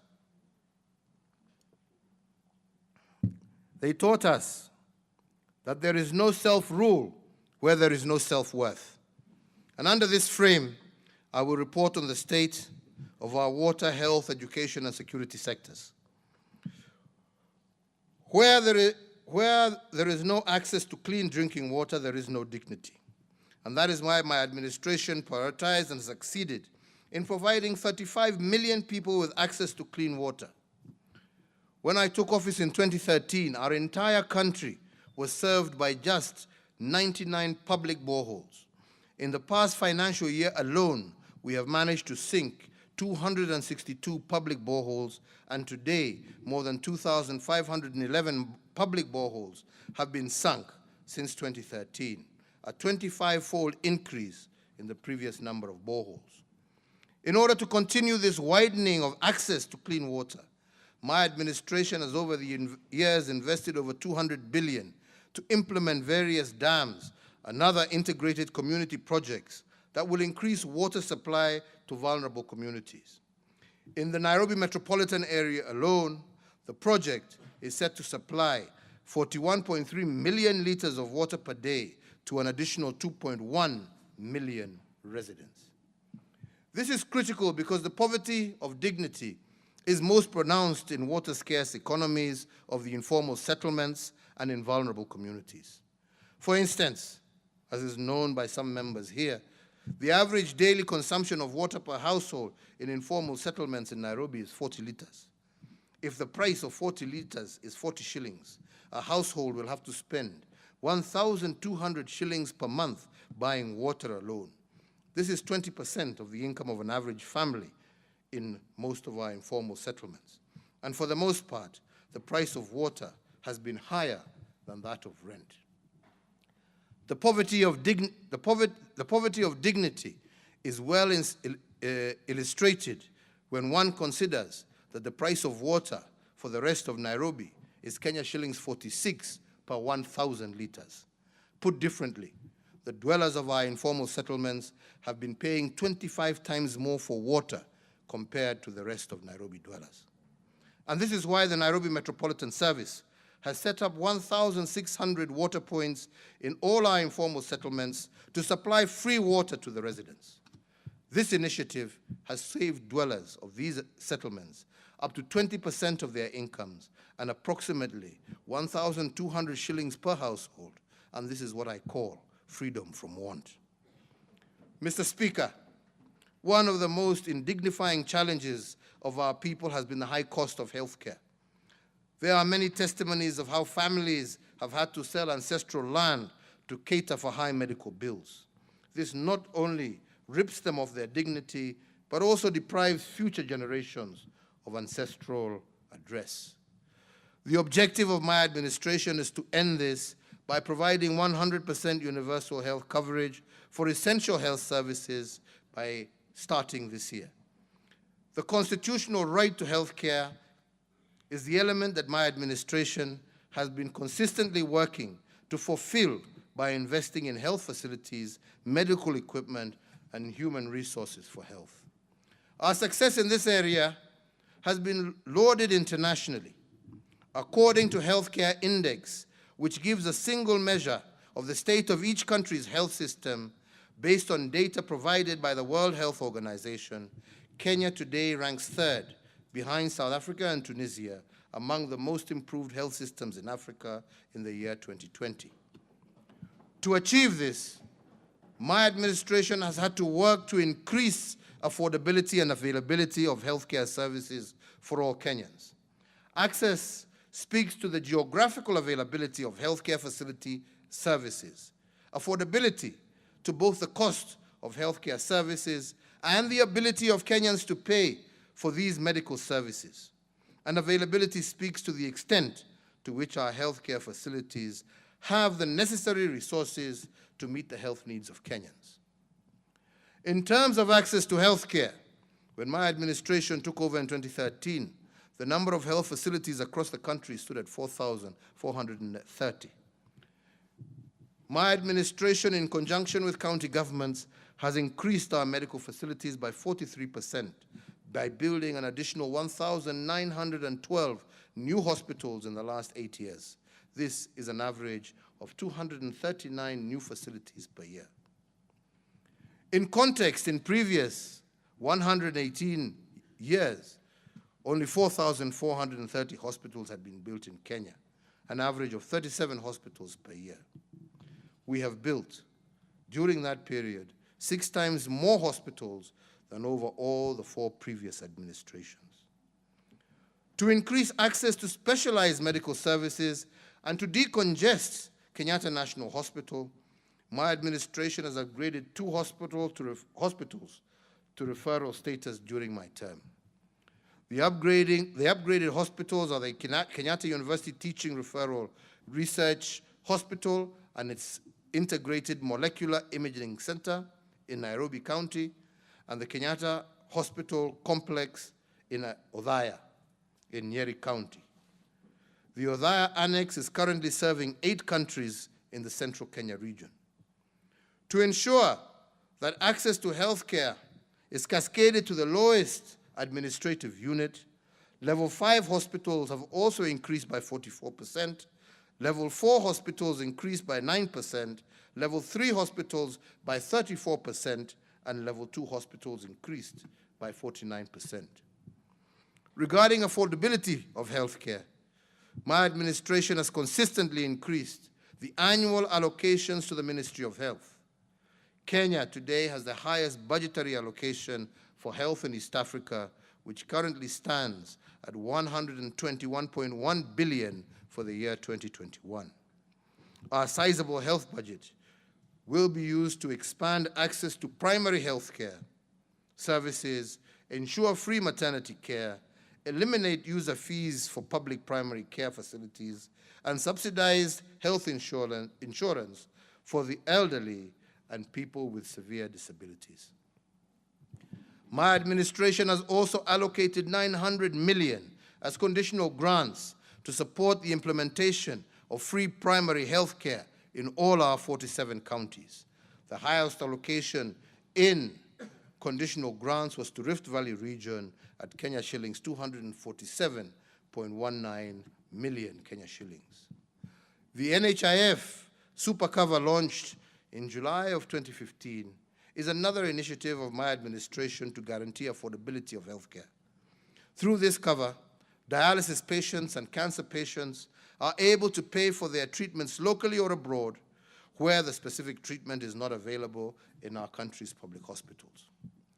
In the financial year 2019-2021, NHIF managed to pay for 4.4 million hospital visits, covering 1.4 million cases of inpatient and 3 million cases of outpatient services. This in turn saved Kenyan households approximately 54.9 billion in financial losses brought about by health-related issues. With a monthly subscription of Kenya shillings 500, the NHIF Supra Cover has become Kenya's largest and most reliable, accessible, and affordable medical insurance cover. Over the last 8 years of my administration, NHIF's membership has steadily grown. So far, the total NHIF membership stands at 10.5 million members, up from just 4 million members in 2013. Mr. Speakers, I acknowledge with appreciation that the National Assembly recently passed the National Hospital Insurance Fund Amendment Bill 2021, and the same is now presently before the Senate. I today urge through you, Mr. Speaker, that the Senate expedite the consideration of this bill so that in the life of this House, we can all join in ushering in universal health coverage for all our people. Mr. Speaker, honorable members, let us tear down the barriers that inhibit our quest to deliver quality health care for all Kenyans. To improve the standard of health care facilities, my administration has boosted bed capacity, improved access to medical equipment, and increased the number of medical training schools. In 2013, for example, the total bed capacity in public health facilities stood at 56,000 hospital beds. This has increased by 47% to 82,000 hospital beds in 2020. The northeastern region of our country has experienced the highest expansion in hospital bed capacity, up from 2,443 hospital beds in 2013 to 4,566 hospital beds in 2021.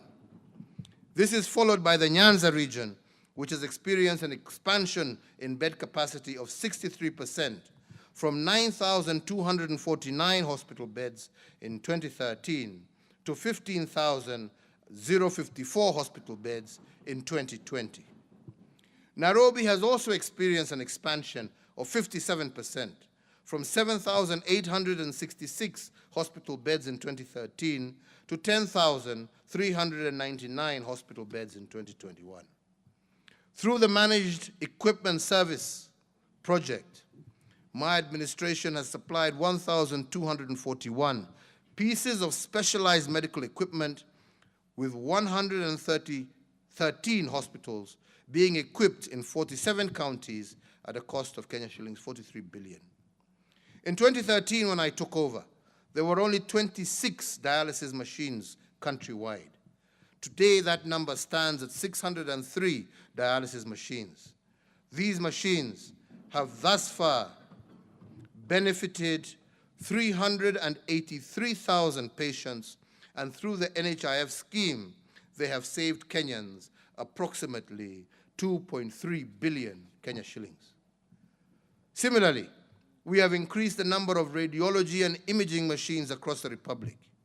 Using the health insurance scheme, this has benefited 4,534,000 patients and saved Kenyans a total of 47.6 billion. Mr. Speakers, to add another arrow in our agenda on the management of cancer as part of our universal health coverage, about 1 month ago, I presided over the official opening of the Integrated Molecular Imaging Center at the Kenyatta University Referral Hospital. The groundbreaking facility is not just the first of its kind in Kenya, but for the entire sub-Saharan region. As a result, many of our patients suffering from cancer will now have the benefit of early detection, leading to early treatment and cure, and thus saving many, many lives. This will in turn relieve our families of acute financial stress and burden that comes with a cancer diagnosis and the physical and emotional burden that comes along with the management of the disease. Honorable members, regarding medical training, the number of Kenya medical training college campuses has increased from 28 campuses in 2013 to 71 campuses today. This year, the number of graduates of KMTC was 3,319 compared to 111 graduates when I took over in 2013. Similarly, the number of medical doctors trained annually has shot up from 620 in 2013 to 900 medical doctors in 2021. Finally, with regard to health, my administration has prioritized the universal achievement of the right to reproductive health care as required by our Constitution. Indignity takes many forms, and the most violating forms of these indignity takes many forms, and the most violating forms of these that dispossesses mothers, and that is why my administration has committed itself to providing the highest standard of reproductive health through free maternity care. In 2016, my administration introduced the Linda Mama program, which has led to the increase of birth deliveries by skilled providers from 43% to currently 62%. This has also fostered a decline in maternal mortality rates by 26%. Under Linda Mama, all pregnant women are eligible for free maternity health care, and even those women not covered under NHIF, each mother is allocated between 2,500 and Kenya shillings 30,000, depending on whether the birth is normal or by cesarean section. Thus far, Linda Mama has benefited 5.8 million Kenyan women and has saved Kenyans 81.4 billion through the health insurance component of the program. With Linda Mama, I am confident that we can achieve the freedom from want for our vulnerable mothers, and now our children can be born in dignity. On liberating our people from poverty of dignity and making them health assured, a good example is the work of the Nairobi Metropolitan Service. During one of my inspection tours during the COVID period in Mukuru kwa Ruben, I was saddened to learn that 500,000 people were being served by a private health facility which only had 8 beds. A woman giving birth in this facility cannot be admitted for more than 2 hours. In fact, after giving birth, she had to get out in 1 or 2 hours in order to give way for other patients. The only time that she can stay for a day is if she has complications and cannot be transferred immediately by a family member to an alternative facility. This is not a problem. This is not poverty. If this is not poverty of dignity, I don't know what is. To resolve this embarrassment and to enhance access to quality health care for our fellow citizens living in informal settlements, I ordered for the establishment of 15 fully fledged health centers within the Nairobi metropolis. Among them, Uhuru Health Center, Tasia Health Center, Gumba Madare Health Center, Lakisama Health Center, Kayole Soweto Dispensary.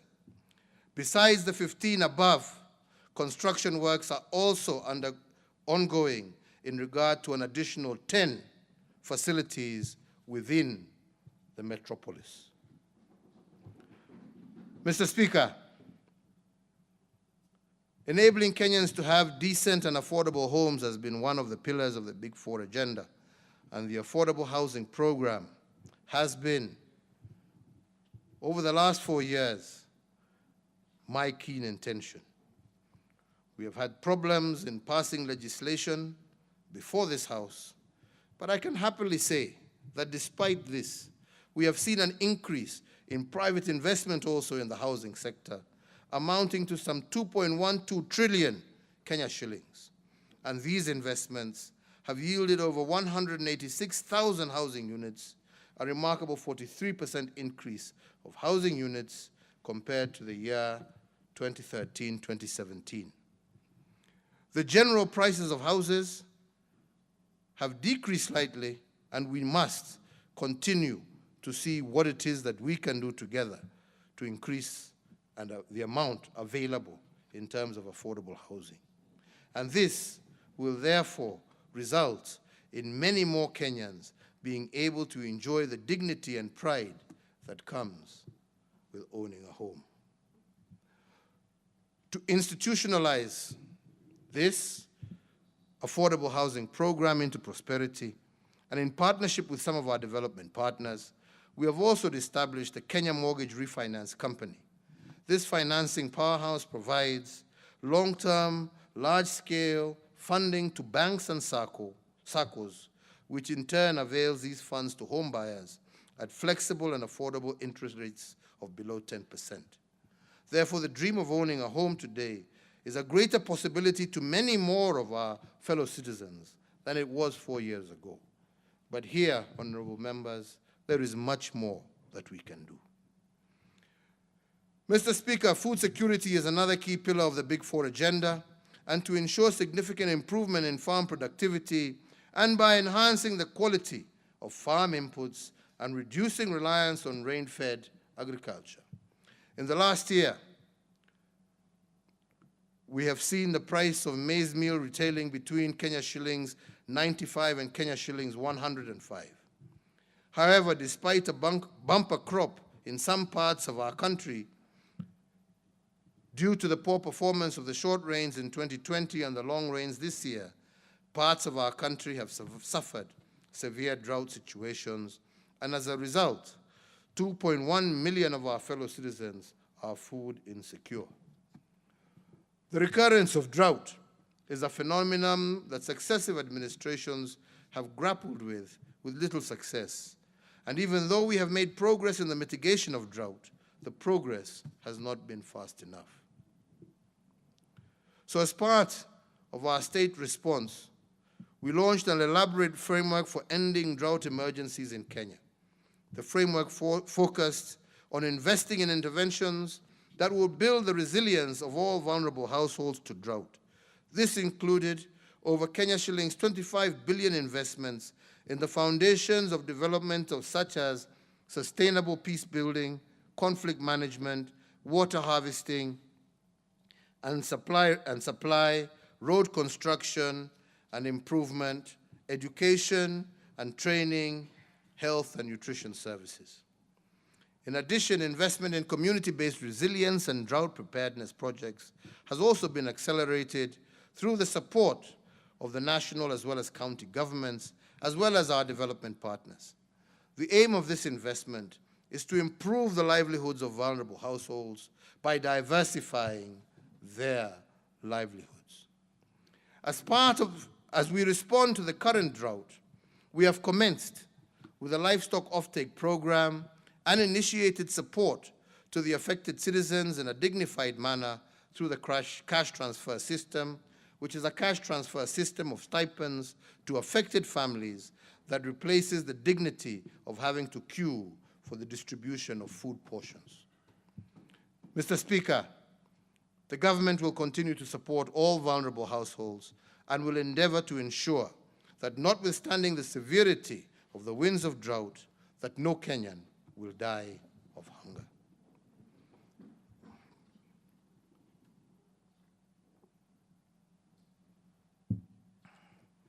If dignity is freedom from want, accompanied by freedom from fear, then I can confirm to this House that we have done a lot to liberate our people from want, but I also want to underscore that maybe more has to be done to liberate our people from fear, that more has been done to liberate our people from fear, yet very little has been spoken about it.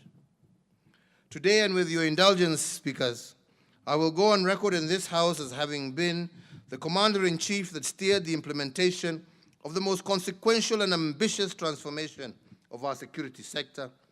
And we did this because my administration appreciated that to have the freedom from fear, our security sector has to be in good form. To give an example, the police-to-population ratio today is at its highest level ever, as prescribed by the UN standard. Our police complement has received an additional 47,000 new recruits who have joined the service from the year 2013 to date. Similarly, over the last 8 years, we have undertaken the most consequential and expansive modernization of our military. And in fact, the reform undertakings in the military are actually unparalleled in our nation's history. We have invested substantially in building new barracks. We have invested in military manufacturing capabilities that have not only resulted in the spurring of previously dormant sectors, but the creation for jobs for young people, both directly and through ancillary services. For the first time in Kenya's history, we are producing our own light weapons and military uniform and other equipment and supplies that were previously imported. We have, as a result, employed over 600 young people in these industries in high-paying, high-skilled jobs and saved our country a lot in foreign exchange. We have achieved knowledge and technology transfer for the growth and anticipated future development. And this is because I am determined to tool and to retool our security forces to the highest standards attainable, and this is the only way we will guarantee freedom from fear for our people and indeed secure our territorial integrity.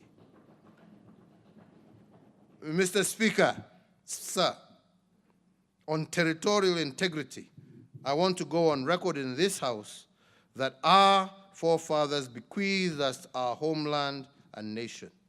The government of Kenya will do everything possible to preserve the territory of this great republic and ensure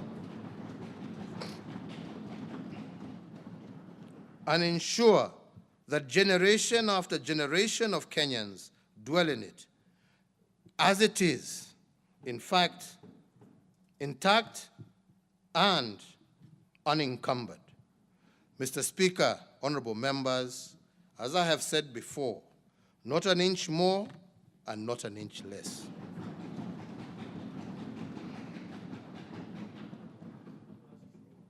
Honorable speakers, this aside, I want to say that the health of our security system is not only as good, Honorable speakers, this aside, I want to say that the health of a security system is only as good as the health of its officers. And this is why I have invested in the social welfare of personnel charged with the security of our nation. We have reviewed their remuneration, allowances, benefits, housing and insurance, and we have also increased the capacity of the health facilities used by our security organs. In particular, we have recently established a new level 4 hospital in Kahawa Garrison, and soon I will be in Isiolo opening another level 4 hospital. I recently commissioned a trauma and counseling center in Manda in Lamu County, and we shall also be breaking ground on an additional 3 level 4 hospitals, one in Eldoret for the Defense Forces, one in Roiro for the Prison Services, and one in Bagadi for the National Police Service. The upgrade of the Forces Memorial Hospital to a level 5 facility is set to begin early next year. And in addition, there is the ongoing construction of the very first level 6 hospital for the Defense Forces off Wayaki Way in Nairobi. Our focus on military and police housing will further augment the social support structures that we have prioritized for our disciplined forces. In addition to ongoing initiatives to improve on police housing, the government will later this month, that is me, I'm not the government, but I, will later in the month of December, break ground for the building of 3,500 houses for our military officers. Mr. Speaker, since I came into office in 2013, we have embarked on a path that has placed human development at our foremost priority. A nation is more than boundaries, borders, and territory. A nation is her people. To judge a nation, one must examine the lives of ordinary citizens and the extent to which they can access basic requirements owed to them, and the quality of this access is what gives them dignity. And the heart of that development of our nation is the development of a dignified citizen.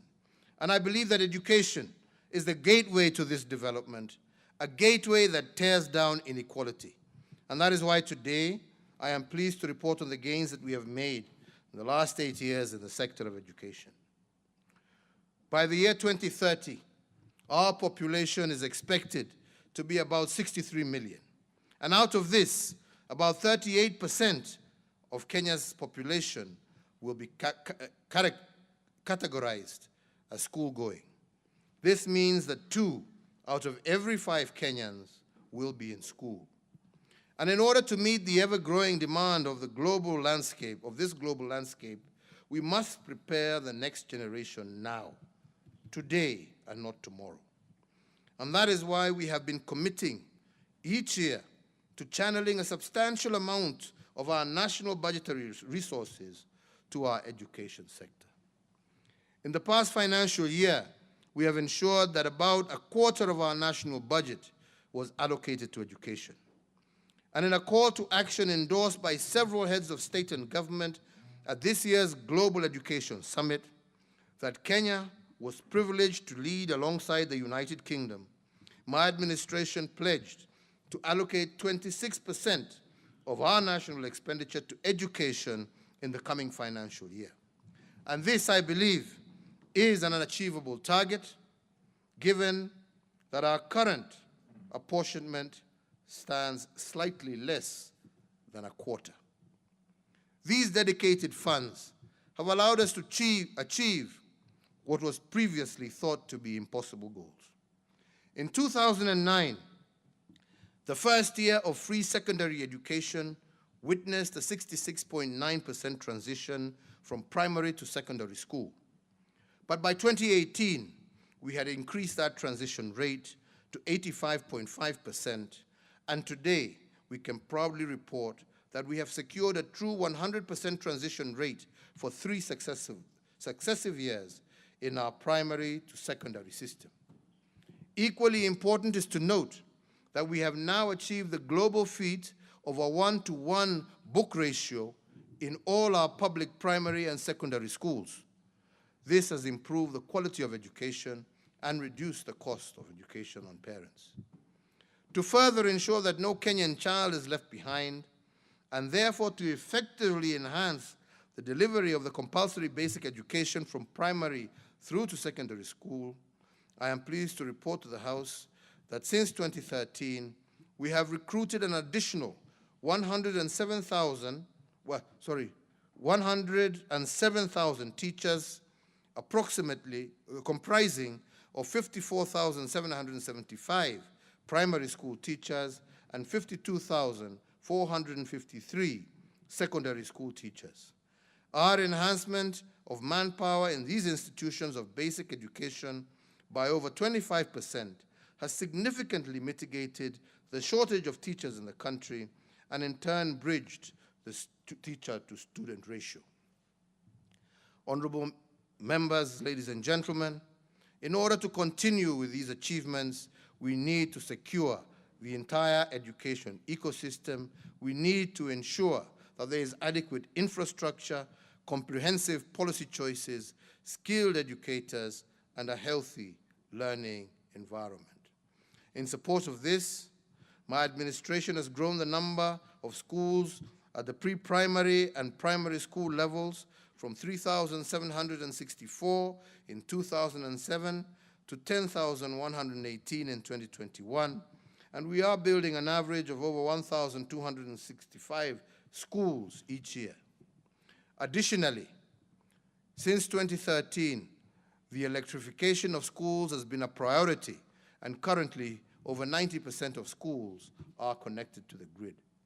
This has led to improved learning outcomes and enhanced utilization of technology, including modern mass media tools in the classroom. Another critical plank is education reforms, is securing the large tenure of our educational institutions. The founding technocrats of our nation did not envision a situation where secure tenure for schools would be an issue in the future. And that is why they never secured the title deed for our schools. But today we know different. Our school titling program, therefore, has become increasingly important. As of 2015, only 4,900 schools had been titled since independence. Today, over 12,000 schools out of a total of 32,354 have been issued with title deeds because of a multi-agency effort. In guaranteeing public schools their titles, my administration has upheld the fundamental right of education and initiated a process to ensure that there is no school sitting on land that it does not own. Yeah. Jaribu kukatakata jameni, hata mimi nimechoka.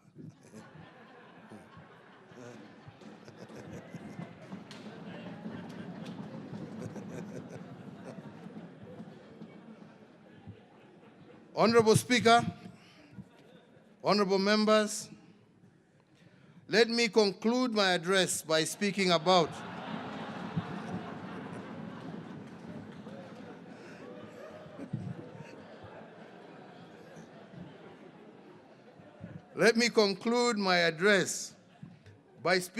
the fourth frame that has guided my administration, and I call it political stabilization, which is the doctrine that guided me to a path of a handshake with the Right Honorable Raila Amolo Odinga.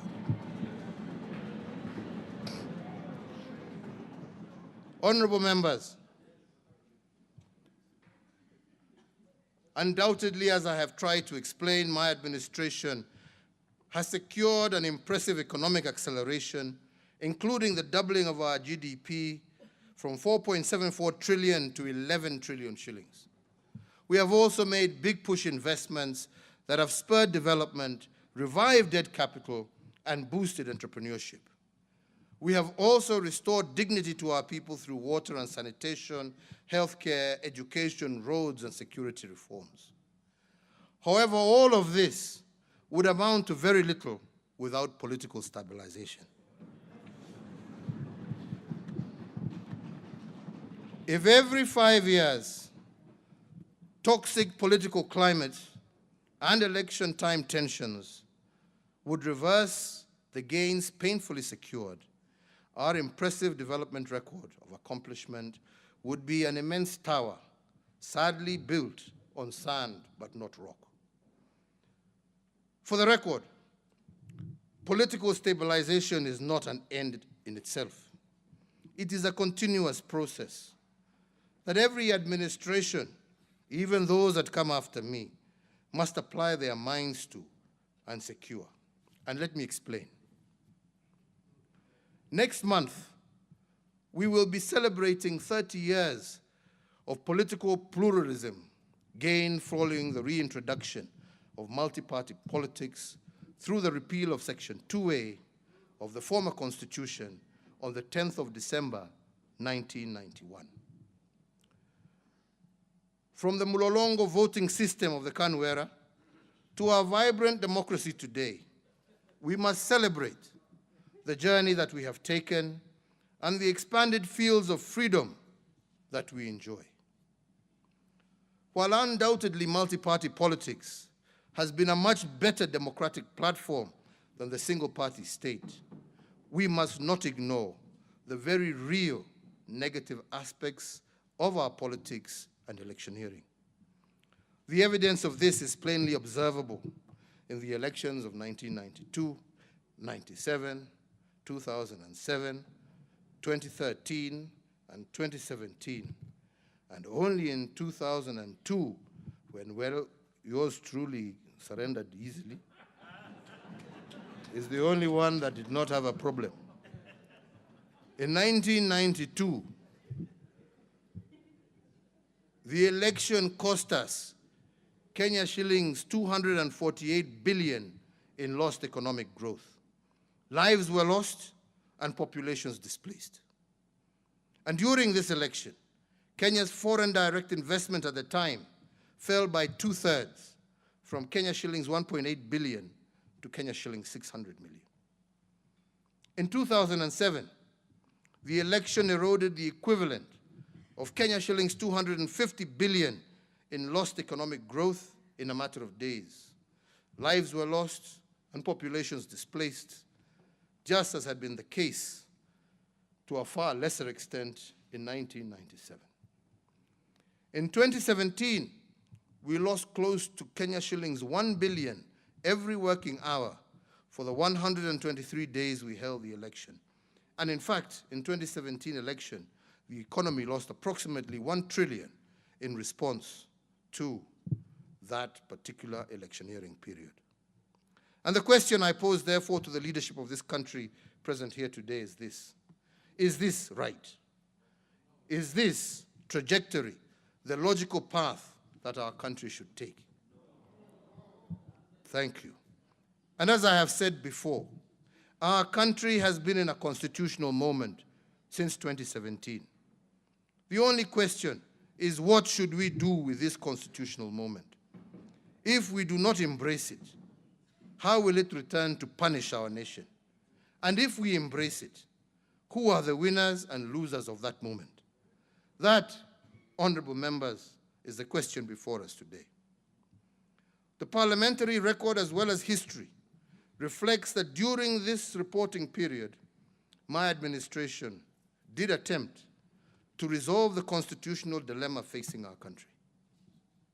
We went to the people, and 5 million Kenyans agreed to initiate the process of putting the First Amendment to the 2010 Constitution to a vote. The First Amendment, honorable members, was thereafter taken to county assemblies, where it received nearly unanimous endorsement. In this august parliament, the people's elected representative gave the first mandate a clear nod of approval by a margin in excess of 2/3. If indeed, and I speak to those that need to listen to this, if indeed Article 1 of the 2010 Constitution states that all sovereign power rests in the people of Kenya and can be exercised either directly or through their representatives.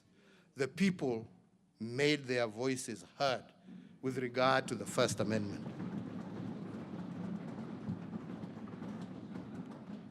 They exercised this power directly through the IEBC petition for constitutional change. They made this petition indirectly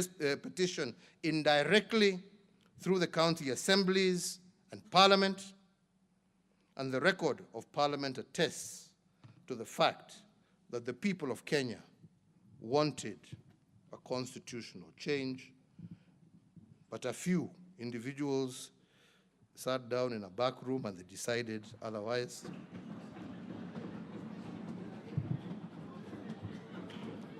That said,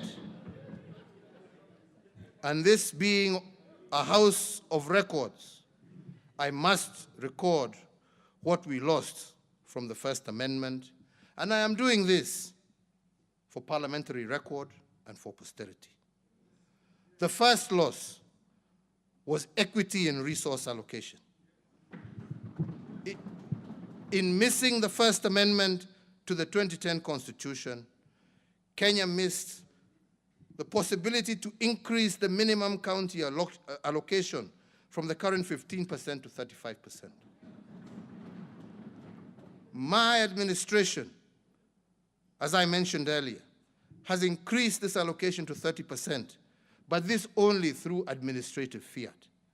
But to anchor this goodwill in the Constitution so that devolution is embedded, we wanted a constitutional amendment that was clear and certain. This, honorable members, did not happen. Had this amendment been adopted, counties would have by law received Kenya shillings 562 billion instead of the 316 billion allocated to them in the 2020-21 budget, an increase of over 75% of their current allocation. The second loss, honorable members, from the First Amendment was proportional representation. Proportionality is about the equitable distribution of resources amongst all groups. And on this particular point, I just want to focus on one: gender balance among.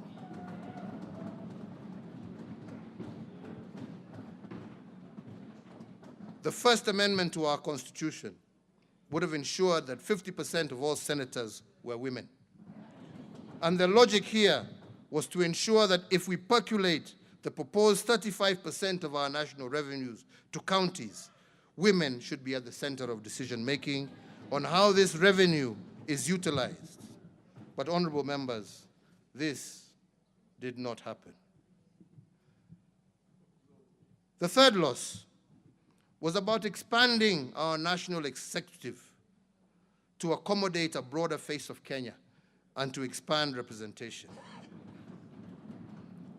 This would have constitutionalized the end of the winner-takes-all outcomes of elections that creates so much toxicity and tension. Again, honorable members, this did not happen. Honorable members, we cannot behave like the proverbial ostrich and bury our heads in the sand. A constitutional moment does not resolve itself simply by being ignored. The need for political stabilization is, I believe, the most urgent task facing Kenyans today. And it is the foundation, upon which our greater justice, fairness, health, wealth, and security will be built on. And for this reason, I want to believe, honorable members, that that which did not happen will happen.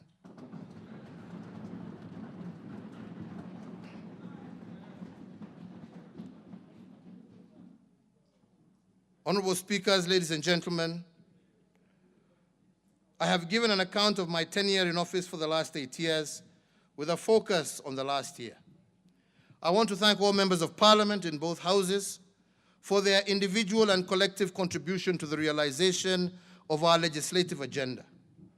Over this last year, the National Assembly considered and passed 30 bills, while the Senate passed 19 bills, out of which 3 bills have received presidential assent, while 16 others are before the National Assembly. Mr. Speaker, I also note with appreciation that the National Assembly considered and approved 4 sessional papers, 36 statutory instruments, 15 treaties over the past 1 year, including the Economic Partnership Agreement between the Republic of Kenya and the United Kingdom and Northern Ireland. As you are aware, there are a number of critical legislative proposals emanating from the executive, which are still pending in Parliament. And to that end, I urge Parliament to expedite and conclude on the legislative process so that we can have those urgently needed pieces of legislation in place. My administration has also submitted the Huduma Bill, which is so far conclusively institutionalized the reforms of the national identity ecosystem through the establishment of the National Integrated Identity Management System.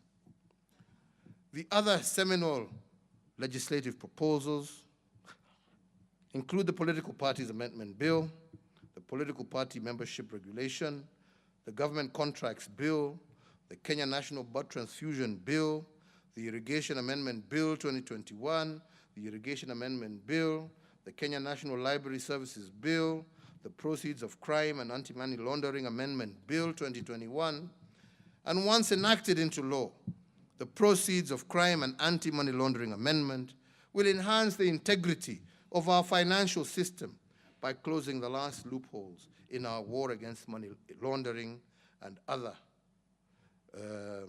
such maneno. This amendment is not in any way expected to erode a key tenet of the legal practice of advocate-client privilege.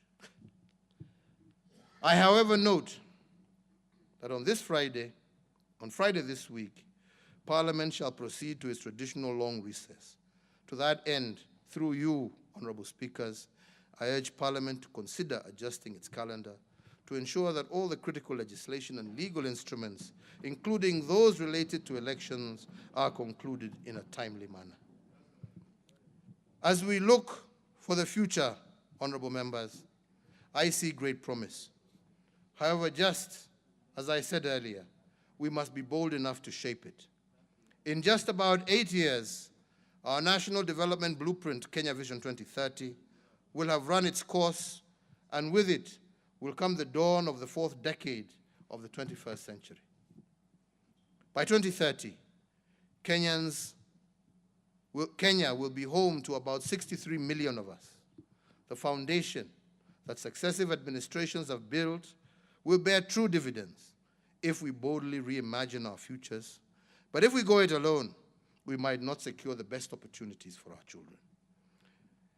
In my eyes, our best chance as individual African nations is to embrace a continent where there is free movement of persons, goods, services, and capital, as is characterized under the Africa Free Trade Arrangement. This is because, as I have said before, we are not competitors, but rather comrades with a shared dream which will be achieved much faster through collaboration. The Pan-African dream of our founding fathers that inspired the establishment of the Organization of African Unity that transitioned ultimately to the African Union must transcend to being beyond an inspiration. For Kenya to lead towards this course, on assuming the presidency for my 2nd term, I issued a directive that any African wishing to visit Kenya would be eligible to receive a visa at the point of entry. I did this in the full realization that to secure the prosperity of Kenyans, East Africans, and Africans, we must begin in earnest to break down the walls that divide and separate us. So, Mr. Speaker, or Mr. Speakers, I challenge Parliament to put in place a legal framework to lead to closer union with our brethren in East Africa and across the continent, and to advocate for shared prosperity, greater fraternity, and greater security in Africa. Mr. Speaker, this intent must, however, be preceded by a solidification of the various regional blocs, and in particular, our own East African community. I say this because the whole is greater than the sum of its parts. When each part appreciates its role and the contribution of other parts, then the body is able to function effectively. The African Union will only be strong and vibrant when our regional blocs are of similar character. We must simultaneously re-energize our common bond as brothers and sisters in East Africa, even as we craft a path to the single African Union. This, Mr. Speaker, is the future that I see, and Mr. Speakers lead this Parliament in tearing down these barriers.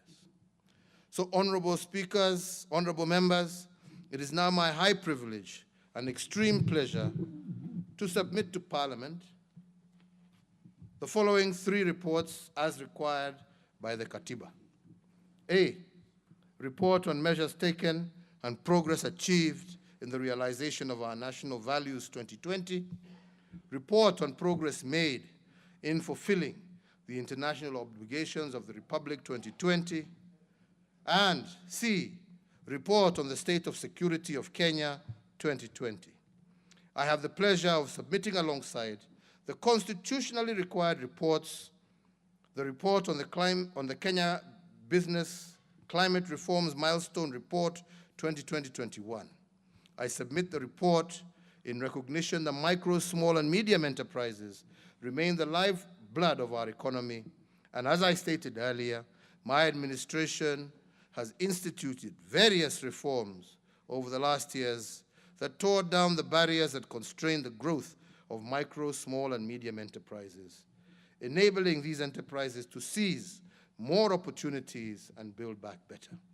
In that regard, I commit the reports of the record to the record of Parliament so as to maintain the momentum of the powerful engine that has kept our economy roaring. I thank you all, and may God bless you, and may God bless, preserve, and protect the Republic of Kenya and her people. And now, therefore, I hand over the reports to the Speaker of the Senate and the Speaker of the National Assembly in that order. Asanteni sana.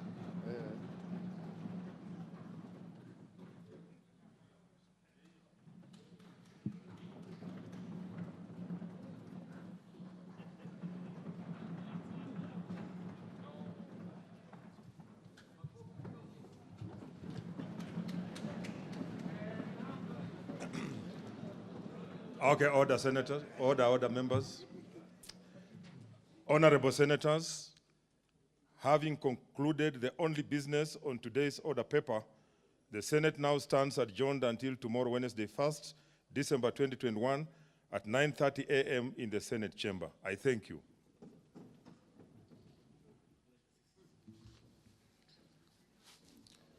Honourable members of the National Assembly, the National Assembly now stands adjourned until Wednesday, 1st of December 2021 at 9:30 a.m.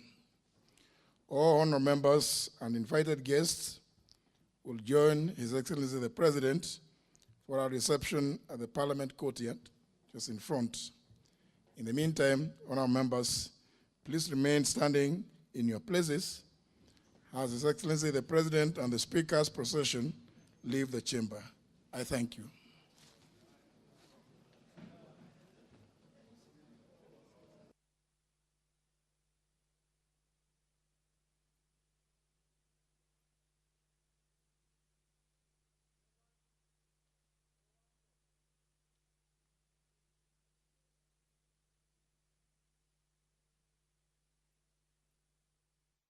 You have been watching a special sitting of Parliament of Kenya, the joint sitting of the Senate and the National Assembly, where President Uhuru Kenyatta has been giving the State of the Nation address. This broadcast was made available courtesy of the Parliamentary Broadcasting Unit in conjunction with the Kenya Broadcasting Corporation. I now hand you over to John Jacob Kioria at the Parliament of Kenya buildings. Good evening.